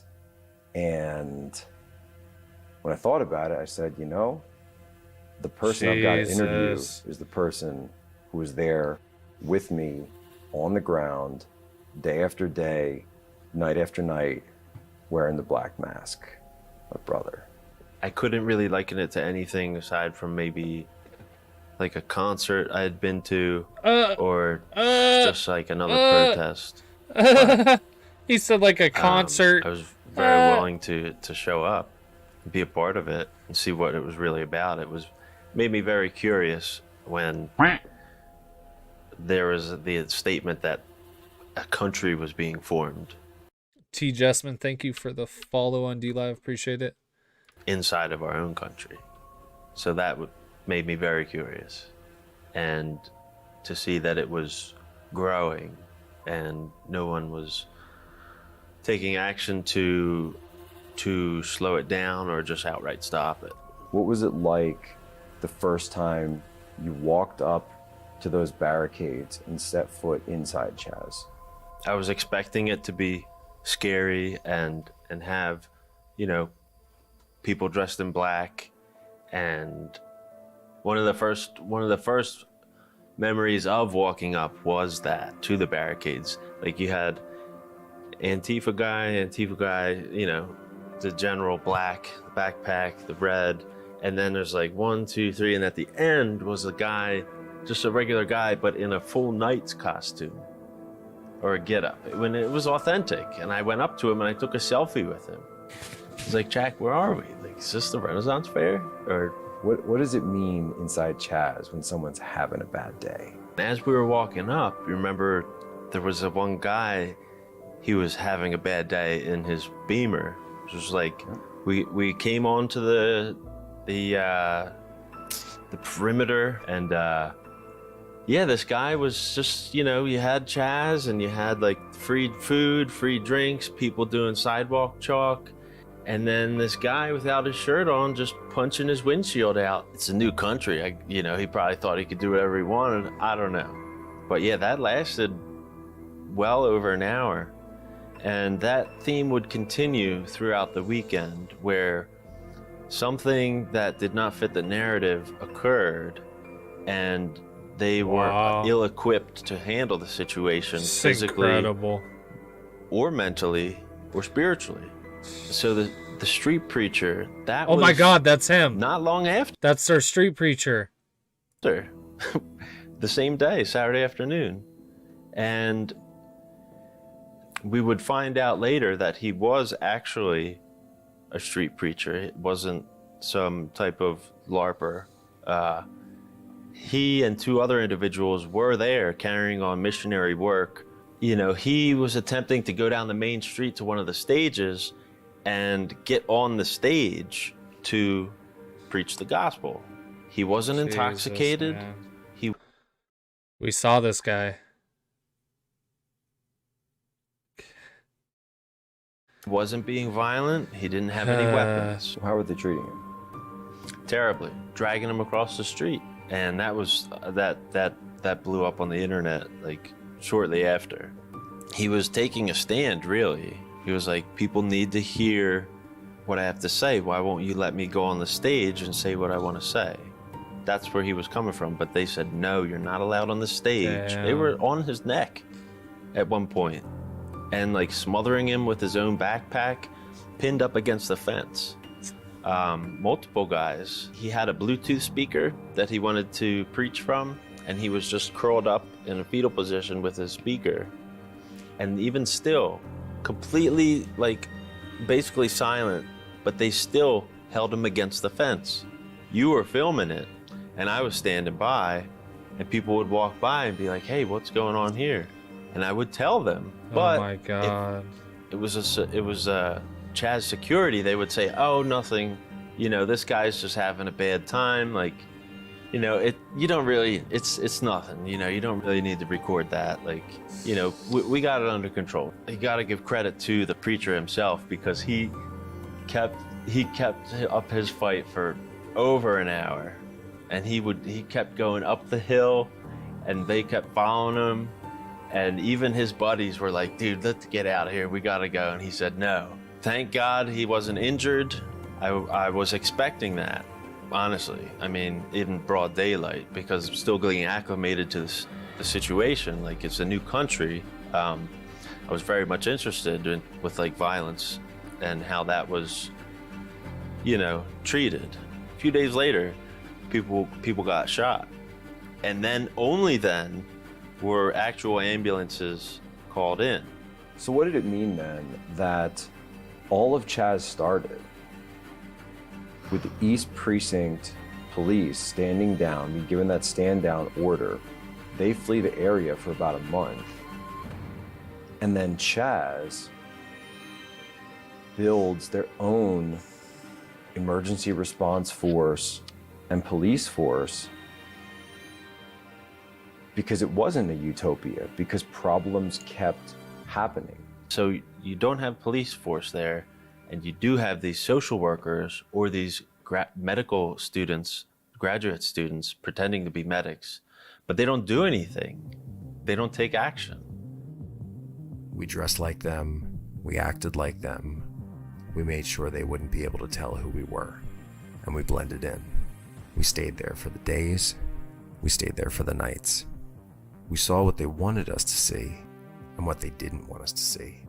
Less than a week after I left Seattle, the shootings began. All in all, there were 5 shootings in Chaz on 4 separate evenings. These shootings left 4 black teenagers dead and 3 others wounded.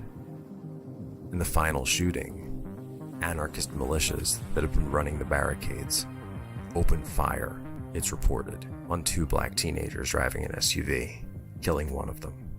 Warlord Raz, who had been handing out guns inside the area, was nowhere to be found after all this.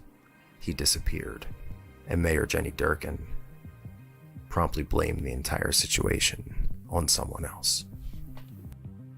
So to really think about Antifa, a lot of people say that there's no organization, but that's not true. There's actually 3 levels of organizing. There's a lot of people at the bottom who cycle out, kind of like me. We were there for about a year, and then we kind of just move on thinking either, well, I became a conservative activist, but some people, they just kind of go on their lives, and then it's something that they look back on. Those who stay longer, I would put them in regional organizing. Regional organizers are people who are typically leaders of their own collectives. And now these collectives typically don't have the name Antifa, but they're groups like the Redneck Revolt, or even certain chapters of the Black Lives Matter. Those are more regional people that have been in the anti-fascist movement for several years. Now, once you stay in the movement for so long that you became nationally recognized, those are people like Mark Bray, who wrote the book Antifa, the Anti-Fascist Handbook. The only reason he was able to write such a book is because he spent several years in the movement and until he became well-known all throughout the regional movements, and he was able to interview different Antifa activists all throughout. But at the same time, this is an informal way of organizing, because any one of these people could lose the respect or the trust of everybody and then be shunned from the community as a whole. Let's take a step back and realize that a lot of liberal pundits were literally saying we have a fascist who's being elected here, right? Now, the question I would ask is do we think that Trump is a fascist or a fascistic or authoritarian figure or not? Let's just assume for the sake of argument that we think he is. What does that mean our politics should look like, right? Does it mean that we should go about business as usual, hold signs, make little memes, or does it mean that we should grind the country to a halt and say, this racist person running our country is a huge threat, that people will lose their lives by being deported, by being deprived of health care, by being incarcerated, by being killed by police, and make it so that we will not accept business as usual. That was the stated rationale for the organizers of that march, which was essentially, to the degree that they could, business as usual will not proceed if we bring a fascist or an authoritarian or fill in the blank racist, awful human being. Sorry, I'm just like, it's a lot to take in. This is crazy watching that stuff. That preacher right in front of me, it's, you know, like we watched him come over and disrupt our First Amendment, which, you know, was kind of annoying. Nobody hurt him though. He wasn't attacked. He wasn't pushed out. And he went down the road to the group known as Antifa and was brutally smashed over the head. He was maced. He had silly string all over him. And it's crazy that these people show no remorse for any life. And I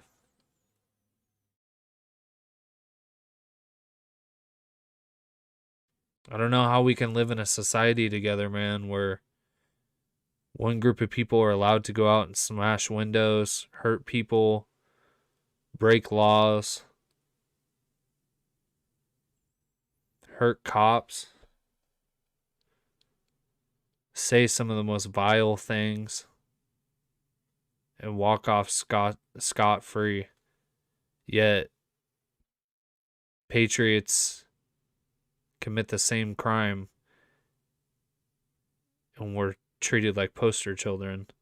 So I don't understand how we live in harmony and in peace like that. It just doesn't make sense to me.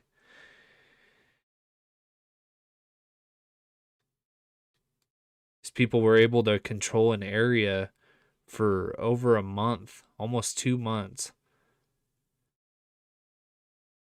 And when they finally start shooting people, that was the lot. That was it. That was the straw that broke the camel's back. So when they start shooting people.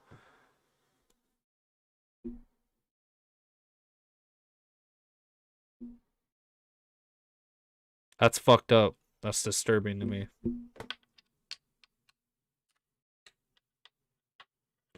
The mainstream, probably what's more notable is how the mainstream media reported that. The summer of love. It's nothing but love there. Compassion, kind people, treating each other with respect, dignity. It's a communal.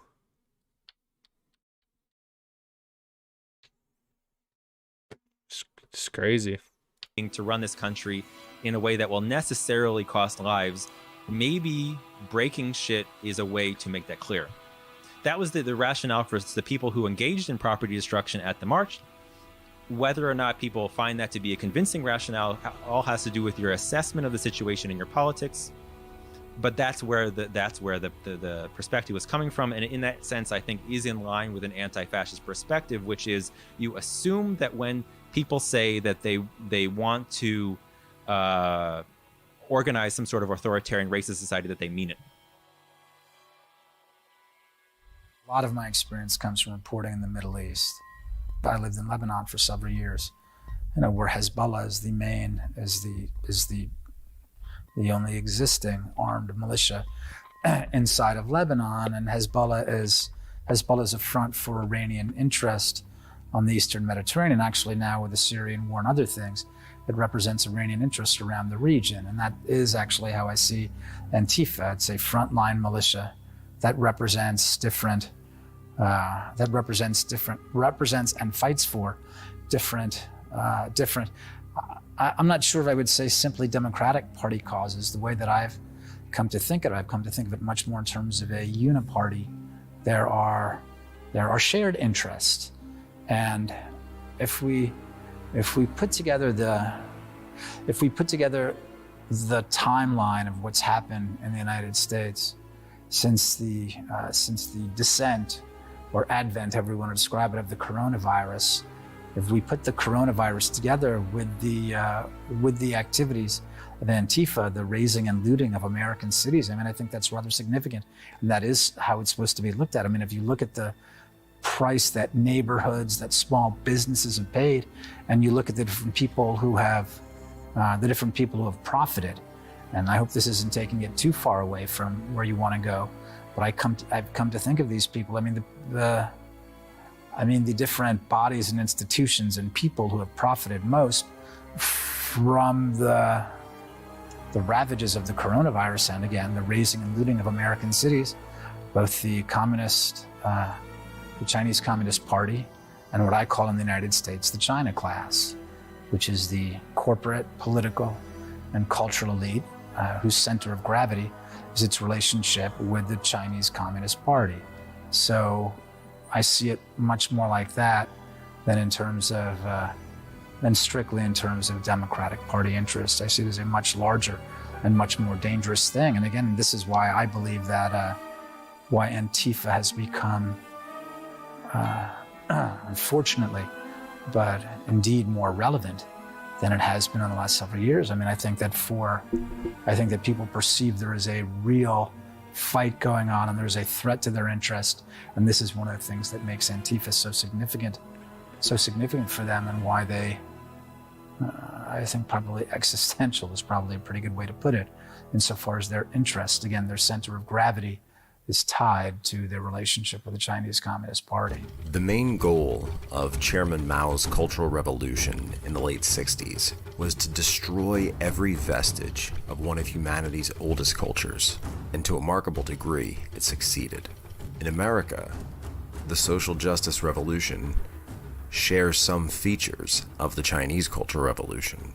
The goal of the revolutionaries was insurrection, overthrow of the republic, and from within replacing it with a new order. In many cases, their tactics and concepts are similar, tearing down traditional culture, going after dissidents, priests, the religious, capitalists, finance centers, anyone who stands in their way. Struggle sessions, rumor mongering, going after people for making comments that were seen as anti-revolutionary. These were all part and parcel of the Chinese Cultural Revolution. The main group mobilized by Mao to carry out these acts was called the Red Guards. Hong Weibing, the Red Guards were an organization of Chinese youth that Chairman Mao set up directly to be his loyal soldiers in the streets. He didn't trust the police. Good night, YouTube. Hey, if YouTube, if you fuck YouTube guy, if you could get in on our Discord so you can communicate with the other mods, that'd be great. Probably message me on Facebook would probably be the best way. But thanks for showing up tonight, man. I really appreciate you. And have a good night, buddy. Heaven. The Holocaust Memorial Museum estimates the death toll of the Cultural Revolution as between 5 and 10 million people. During that time, communist revolutionaries shut down nearly every school and institution of higher learning in the country so that the only education could come from the revolution. Killings became the norm. Some people took their own way out, and suicides skyrocketed. In the end, after millions had been killed, and millions more had been subject to the struggle sessions, the only way to stop the militant millions of youth was for Mao to use the military to come in and quell the Red Guards. Caught up in the fervor of fighting a supposed evil, citizens killed their fellow citizens in peacetime and committed acts of ritualistic, ideological murder in the name of revolution. A lot of the people who I met who once were part of the Black Bloc, they were really looking for something to believe in. I mean, they really despised fascism, of course, but then they make it seem like everything that they don't like is fascism. And they really see themselves as heroes, as some sort of vigilante justice. They actually believe that beating up people and breaking windows is somehow going to quash fascism. And at the end of the day, the reason so many people join is because they want to see themselves as like a revolutionary who is part of something greater than they are. They know that, or they believe that just reading a book and try to act within the political process, that is not going to be enough for them. They want instant gratification, and they believe that what they're doing is righteous, when in the end of the day, they're only attacking innocent people. And that's what this mentality is all about. Antifa is not about talking to people or trying to look for a better solution or trying to find, build a better society. It is always about intimidation and violence against those who you do not like. I think the other important thing to remember is that the Democrat Party and really the left in general has always, from its very beginnings in this country and anywhere abroad, has had the capability of violent direct action in its doctrinal toolkit. They can always call on people to get violent, or to cause public disturbance, or they really understand what it means to show force. And force means people on the streets, force means people breaking property and doing just sort of a little bit Salmon Street, that's in Portland. Of damage in a city. Sometimes people get crazy and they will murder, but really what these groups want to do is they want to create a level of violence that's sort of just in that sweet spot where causing overreaction is what they want to try to do on the part of police or on the part of the authorities, or let's say, what they consider to be the forces of fascism, being, the Portland Police Department, for example. So they don't want the heat to come down too hard on them, but then they also want to be able to go far enough to demoralize. And that's what they're trying to do. They're trying to create a space and create an atmosphere where their political and ideological opponents are afraid to do anything. They're afraid to express themselves on the street. What they're creating is an environment where their ideology is really the only one that's allowed. And they've successfully been able to create this space in a lot of blue cities. Historically, this is one of the things that we've seen in the Middle East for at least half a century.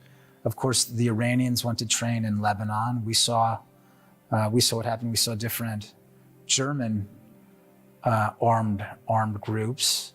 We saw the different armed Japanese groups. So the Middle East is a place for people who are training in terrorism and training for combat. This is where they go, because the Middle East is a freak show. It's a Wild West.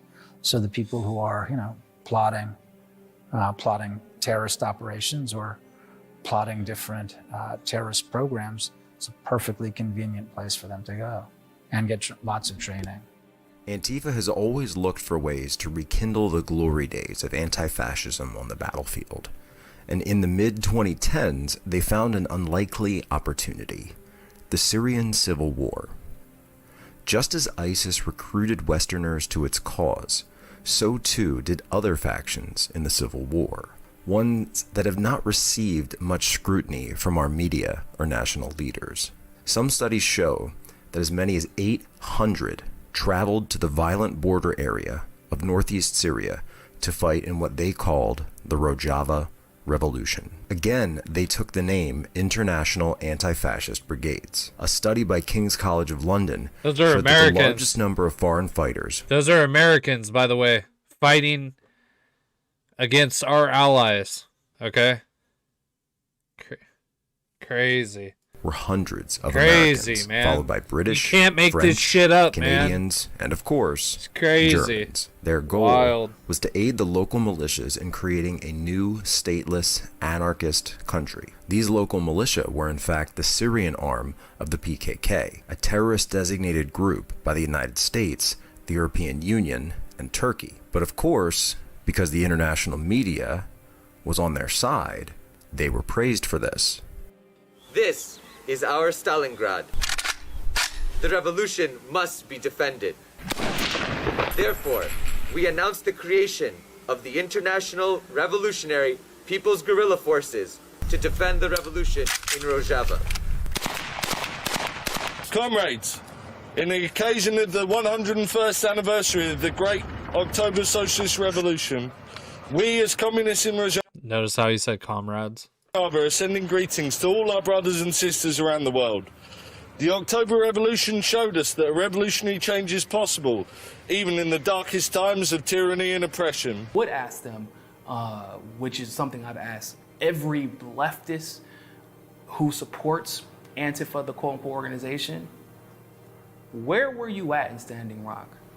That's something that has sat wrong with me at a very deeply personal level, as somebody who literally got with friends and drove all the way to North Dakota in the middle of the blizzard that happened there, that required a state of emergency to be called. Where were you when cops were shooting a young college student and her arm was almost taken off because of it? where the indigenous woman was shot by a rubber bullet and her eye got taken out. Where were you? I don't understand how you could possibly think that whatever Trump has incited in your mind is worse than that when Obama promised to take care of the indigenous people and instead allowed his executive power to push for a pipeline that almost cost indigenous people their lives and absolutely did cost indigenous people their land. And if you're curious as to whether or not it was fascist or not, the Supreme Court said that that pipeline was not legal. And so it had to be removed anyway. So that would have been the opportunity where eventually the law proved that you were on the right side of history, even though that shouldn't be what the minimum requirement for being on the right side of history is, but you were nowhere to be found. So why is it that you only appear during Trump? And if we get Biden, the civility fascist, are you just going to disappear again? Because if that's the case, then you're not truly anti-fascist. And as we know, they didn't disappear. Did not disappear.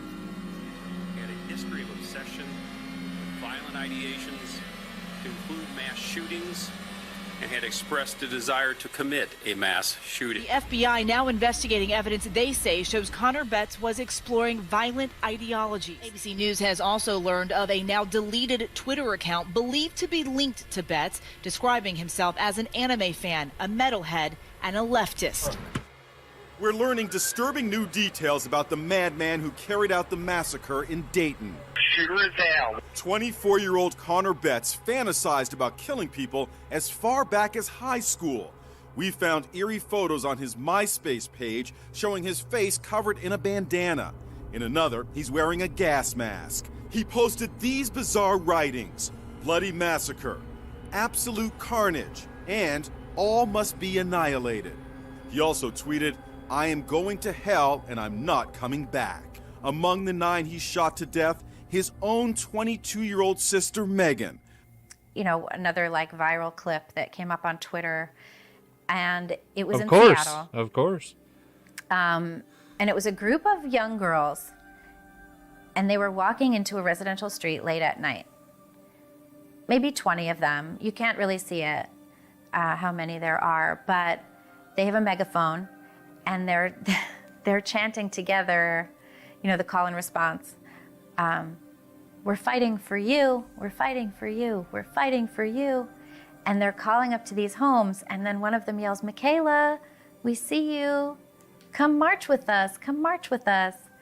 And that's part of this ethos of dragging people out into the street to be part of your movement so that you can help them. Is such a perverse way to look at social action. Shaming people for not joining in your march. Yeah.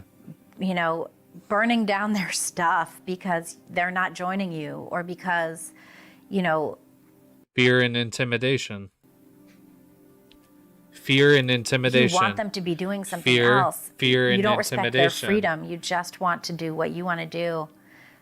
It's really very poisonous. It's Marxist, which I think that we have heard. I think the word has been heard so many times over the summer that this is a Marxist movement. Antifa is definitely a Marxist movement, and it has its roots in, you know, they say that they're anti-fascist, but there's a very thin line between being opposed to overarching government reach into your personal life and wanting to be that reach yourself. And that's sort of where we've landed with this, you know? And there's so little things that you can join and be a part of, especially this summer. The one thing that our government has permitted us to do is to protest and burn the city down.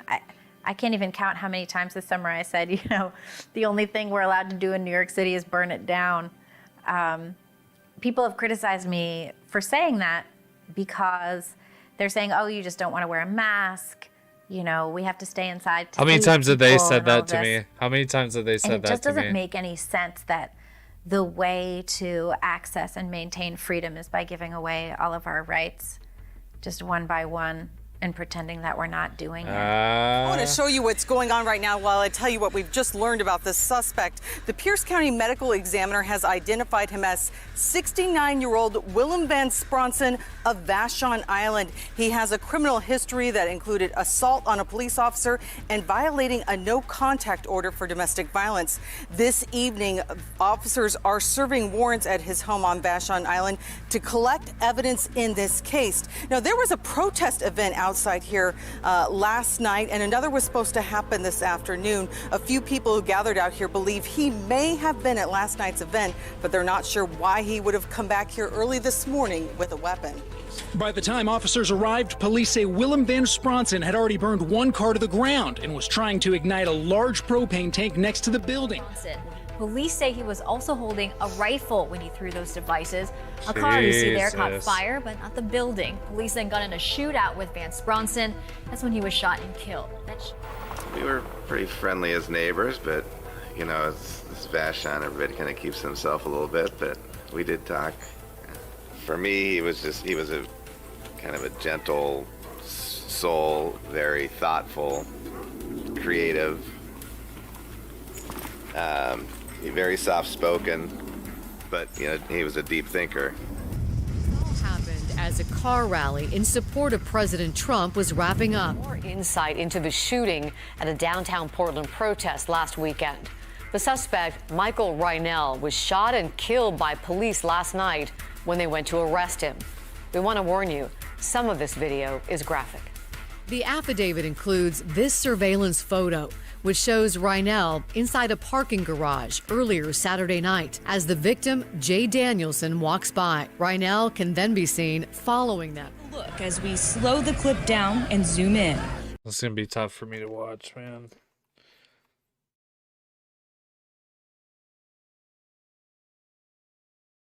Why did they shoot Jay?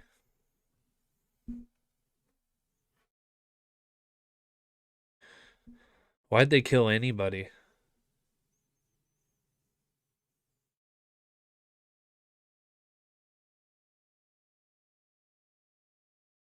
They hunted him down and killed him like a dog. It's fucking sad, man. The U.S. Attorney General's office released a statement Friday saying local authorities had an arrest warrant for the suspect who had fled. Confident that my friend and I'm sure I would have been killed because I wasn't going to stand there and let something happen. To be clear, he hasn't been arrested or charged. We didn't go looking for him, and we have no information where he is now. Yeah, you see him? They doing CPR on him. They lit his ass up. Not a lot of people seem to realize that the German Red Army faction, the Baader-Meinhof gang, was still in operation until 1998, just over 20 years ago. That's an incredibly recent thing. What do you think has happened in that time? Do you think that they've just gone away? Do you think that these people have just sort of returned to normal day-to-day life? That we know from the 1960s in the US hasn't happened. You still have the same hard left agitators and activists all over the country. And it didn't happen in Europe either. You know, the thing that people really need to pay very close attention to with Antifa is that it's certainly not just an idea, as some on the left would have us believe, but also how much work actually takes place on a transatlantic basis. How much is Antifa coordinated across our two continents? And who are the groups, the politicians, the NGOs, the non-governmental organizations, the think tanks, the charities that help Antifa grow? There are a lot of them. There are a lot of these charities, these non-governmental organizations, what we call quangos, quasi-non-governmental groups. They get taxpayer stipends, taxpayer funding, and they actually assist and abet violent left-wing extremists like Antifa to achieve their end goals. There are several college administrators that provide ideological cover for Antifa. And we can even call it Antifa Light because they're doing the exact same thing. They'll say, oh, this conservative student is promoting racist views or fascist views when he's just talking about economics. Or he's just talking about I don't know, the environment, whatever it may be, so long as it's conservatives, so many college professors see it as their duty to shut down that type of speech. They have forgotten that they go to a university to teach students how to think, to teach. not what to think. You're a They see teacher. themselves as You're a teacher at a university, at a high school, at a college, at a institute. You are a teacher. You are not supposed to politicize your teachings. That was like the biggest thing in high school for me, man. Like the liberalism just leaked out of these people's pores. You could just see it dripping sweat onto the ground, just dripping liberalism just right off their dead body, literally. Like just, I'm lifeless. I'm here to spew liberalism. All the books you're going to read, all the movies we're going to watch, all the videos I have clipped, all liberal. Every time. And it was like that in college too. It was the same way. I grew up in Portland. I went to school in Portland. I went to school. You guys can look this up so you can make sure that you know that I'm not lying. I went to Menlo Park Elementary School. I then attended Cherry Park Elementary School. I then went to Floyd Light Middle School. All of these are in the same vicinity of Southeast Portland. I grew up in Southeast Portland. Menlo Park Elementary, Cherry Park Elementary, Floyd Light Middle School, and then I went to David Douglas High School. And I'm telling you, it never changed. And then I went to Mount Hood Community College for college, and it never changed. It never, ever, ever changed. Ever. Never changed. as activists first and educators second. And in the end of the day, that's exactly what Antifa is doing on the streets. They're actually trying to shut down people who they disagree with, instead of trying to understand the other side. There's another problem here too, which is the news consumers, media consumers. Why aren't they enraged? Why don't they demand more? I'm going to say it before he says it. It's because we're too involved in our TV shows and our day-to-day life that we could care less about real politics and real news. We'd rather watch our reality TV shows. I swear to you, that's what it is. It's not that people are blinded. It's not that the news isn't showing it. It's people choose not to wake up, man. And it sucks. And I think he's going to explain that. Why does it appear that they're actually part of this thing? There are certain things that we're not going to say about our friends in Antifa, what they're doing, what they're about. And again, this is another entirely bizarre aspect. Is it that everyone understands that this is about Donald Trump, and this is about Donald Trump supporters, and this is to support certain interests, so we're not going to say bad things out of school? And again, this is really third world stuff, because this is how it goes in the Arab world. We don't air our dirty laundry. Is that what's happening here? That news audiences, the residents of places like Washington, New York, Los Angeles, San Francisco, they'll talk about it quietly, but they won't make a big point. You can talk to people who left certain neighborhoods in Los Angeles because they were scared that the violence might reach them off of, say, Pico Boulevard or something like that. But they won't talk about it out loud. They won't say their different concerns. They leave LA and they'll go somewhere else. Same here. Look at all the people who have left New York City. Look at the size of Washington, D.C., how Washington has shrunk over the last several months. Everyone knows what's going on. Everyone knows about the violence. So the fact that CNN, the Washington Post, the Times, MSNBC is not covering it, that's only one of the symptoms. Another one of the symptoms is the fact that none of the people who live here is making a big deal about it. So where are we? The year is 2020. America is on the verge of something. Everybody feels that. It's something you can't see, it's out of sight, but you feel it all around you all the time. When you drive your car, when you sit on the train, when you eat your dinner, when you lay down in bed at night. It's like everyone's trying to get a peek of what's right around the corner, but nobody wants to actually see what's really there. And that's what it feels like when there's a shift in the wind. You know, we used to talk about, is the glass half full or is the glass half empty? But now, it's like the glass is tipping over. Now, there's some people that want to set it right. Whoa. And want to put it back. But there's other people that want to knock it all the way. So, Menundo, Karen, just sent $100 donation on PayPal, guys. We need to fly some flags, some eagles, whatever emotes you freaking got. You need to fly them in all the chats right now. Thank you, Menundo, Karen, Menundo, whichever you would prefer to go by. Thank you, everyone. Show him or her some love. I'm assuming Karen would be a woman, so we're going to go with she. Show her some love. I thought Menundo was a male, but either way, I thank you. I appreciate you. And that's awesome. I'm speechless right now. Sorry, I just seen this. I'm trying to look at my emails here. Whose center of gravity. Oops. Just to do. Antifa. This is another entirely bizarre aspect. Washington, New York, Los Angeles, San The year is 2020. America is on the verge of something. Everybody feels that. It's something you can't see, it's out of sight. But you feel it all around you all the time. When you drive your car, when you sit on the train, when you eat your dinner, when you lay down in bed at night. It's like everyone's trying to get a peek of what's right around the corner, but nobody wants to actually see what's really there. And that's what it feels like when there's a shift in the wind. You know, we used to talk about, is the glass half full or is the glass half empty? But now, it's like the glass is tipping over. Now, there's some people that want to set it right and want to put it back. But there's other people that want to knock it all the way down.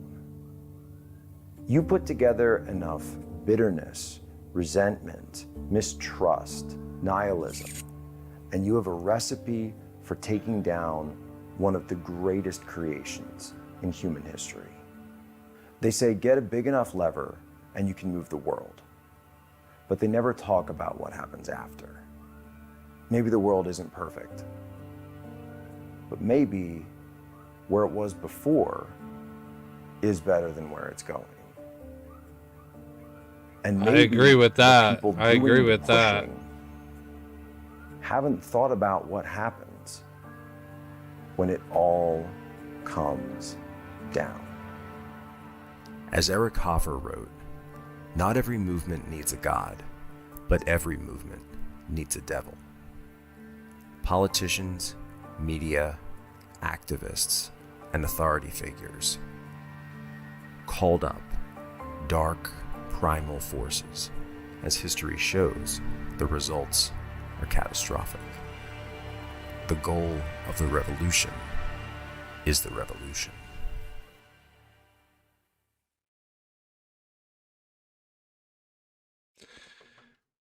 Okay, that looks like that's it on that end.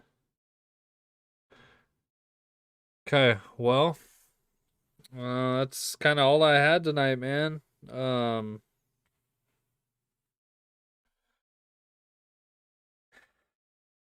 You know, I don't know where we go from here, folks. I hope, you know what I'm really hoping is people start banding together, man, and we start showing love to one another again. I think, you know, during all this, we've dehumanized ourselves, and I think we've forgotten that we're all human. And I mean, that goes for Antifa and Patriots. Like, I see a lot of people in the chat say how they're subhuman and they're cockroaches and this and that. And, you know, it's like for society to go on, we've got to find common ground. And I think it's kind of like what Jack, I don't know how to say his last name, just said. But you know, maybe the way we had it wasn't perfect, but what's coming with the way these people are acting and how they're treating one another and, you know, ordinary citizens, The fact that, it's like, I'll be honest, guys, the way they attack patriots is understandable. It's not excusable, it's not okay, and it's not rationalized, but it's understandable. I mean, it's the opposite that they think, and whether they're innocent or not, it's the opposite of the way they think. I'm not excusing it, I'm not saying it's okay. Just as I'm not saying it's okay that patriots attack, Antifa or vice versa. But I think, when they openly attack innocent people that aren't Trump supporters, that are just, maybe they're Biden supporters. You know what I mean? That the lady that, downtown, I keep referring to her, there's two of them, downtown, older ladies that Antifa attacked, let's just set aside her political beliefs. They attacked an old lady and laughed and cheered and used it to their amusement. They attacked that preacher, laughed and cheered and dragged him across and beat him up. And this subhumanization of people, it just really hurts me, man. It's really sad to see humans tear each other apart like this. And I hope at some point that that we can come back to common ground. We can step back and I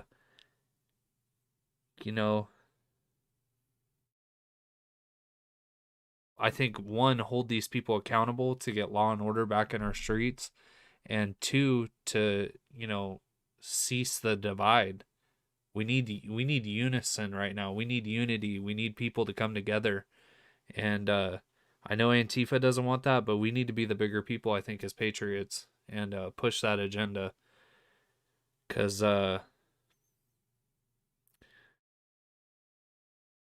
watching this documentary, man, is just crazy. Like, if I had to roll all the film that I have so far, if all the videos that I've taken, Patriot, let's broaden it.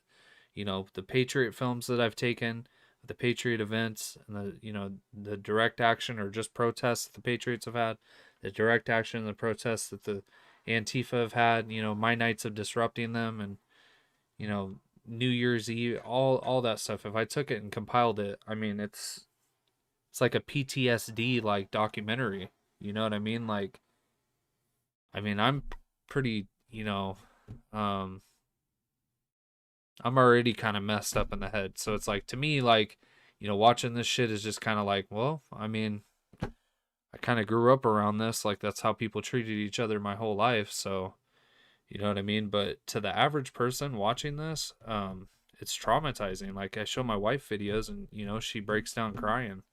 It's like, maybe that's why people choose to ignore it. Maybe that's why we don't get people backing the cause, because when you watch these things, you watch these videos just like tonight, and the other thing is, like, when you're actually there, like in person, that you feel the tension, you feel what's going on. It's a lot different than watching it on a screen, and it's easy to turn it off on a screen, and it's not so easy to turn this off when you're there. I'll say that. But anyways, I'm kind of rambling. Thank you guys. There's a massive amount of support tonight. Menundo, Victoria,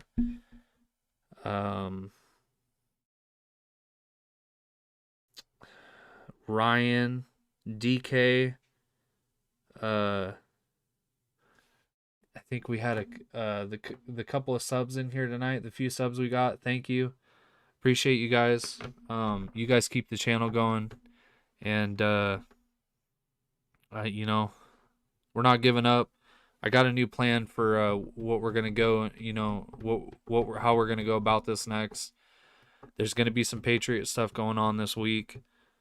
Saturday for sure. I'm gonna make it up there. I'm gonna work on getting another camera. Obviously, like I said, I know I said it a couple of times tonight, the camera I got, of course, doesn't work. So just keep, like I said, subscribe on YouTube, hit that bell. I think when you follow us on D Live, you automatically get a notification So make sure you do that, and just keep looking around. You know, keep finding information, guys. Keep waking yourselves up. You know, the people in our chat are probably some of the most woke people, the real woke. So appreciate you guys for being knowledgeable. Appreciate you guys for being understanding and open and being willing to accept information. And let's keep up the fight. All right. So with that, I think I'm gonna close out. Hold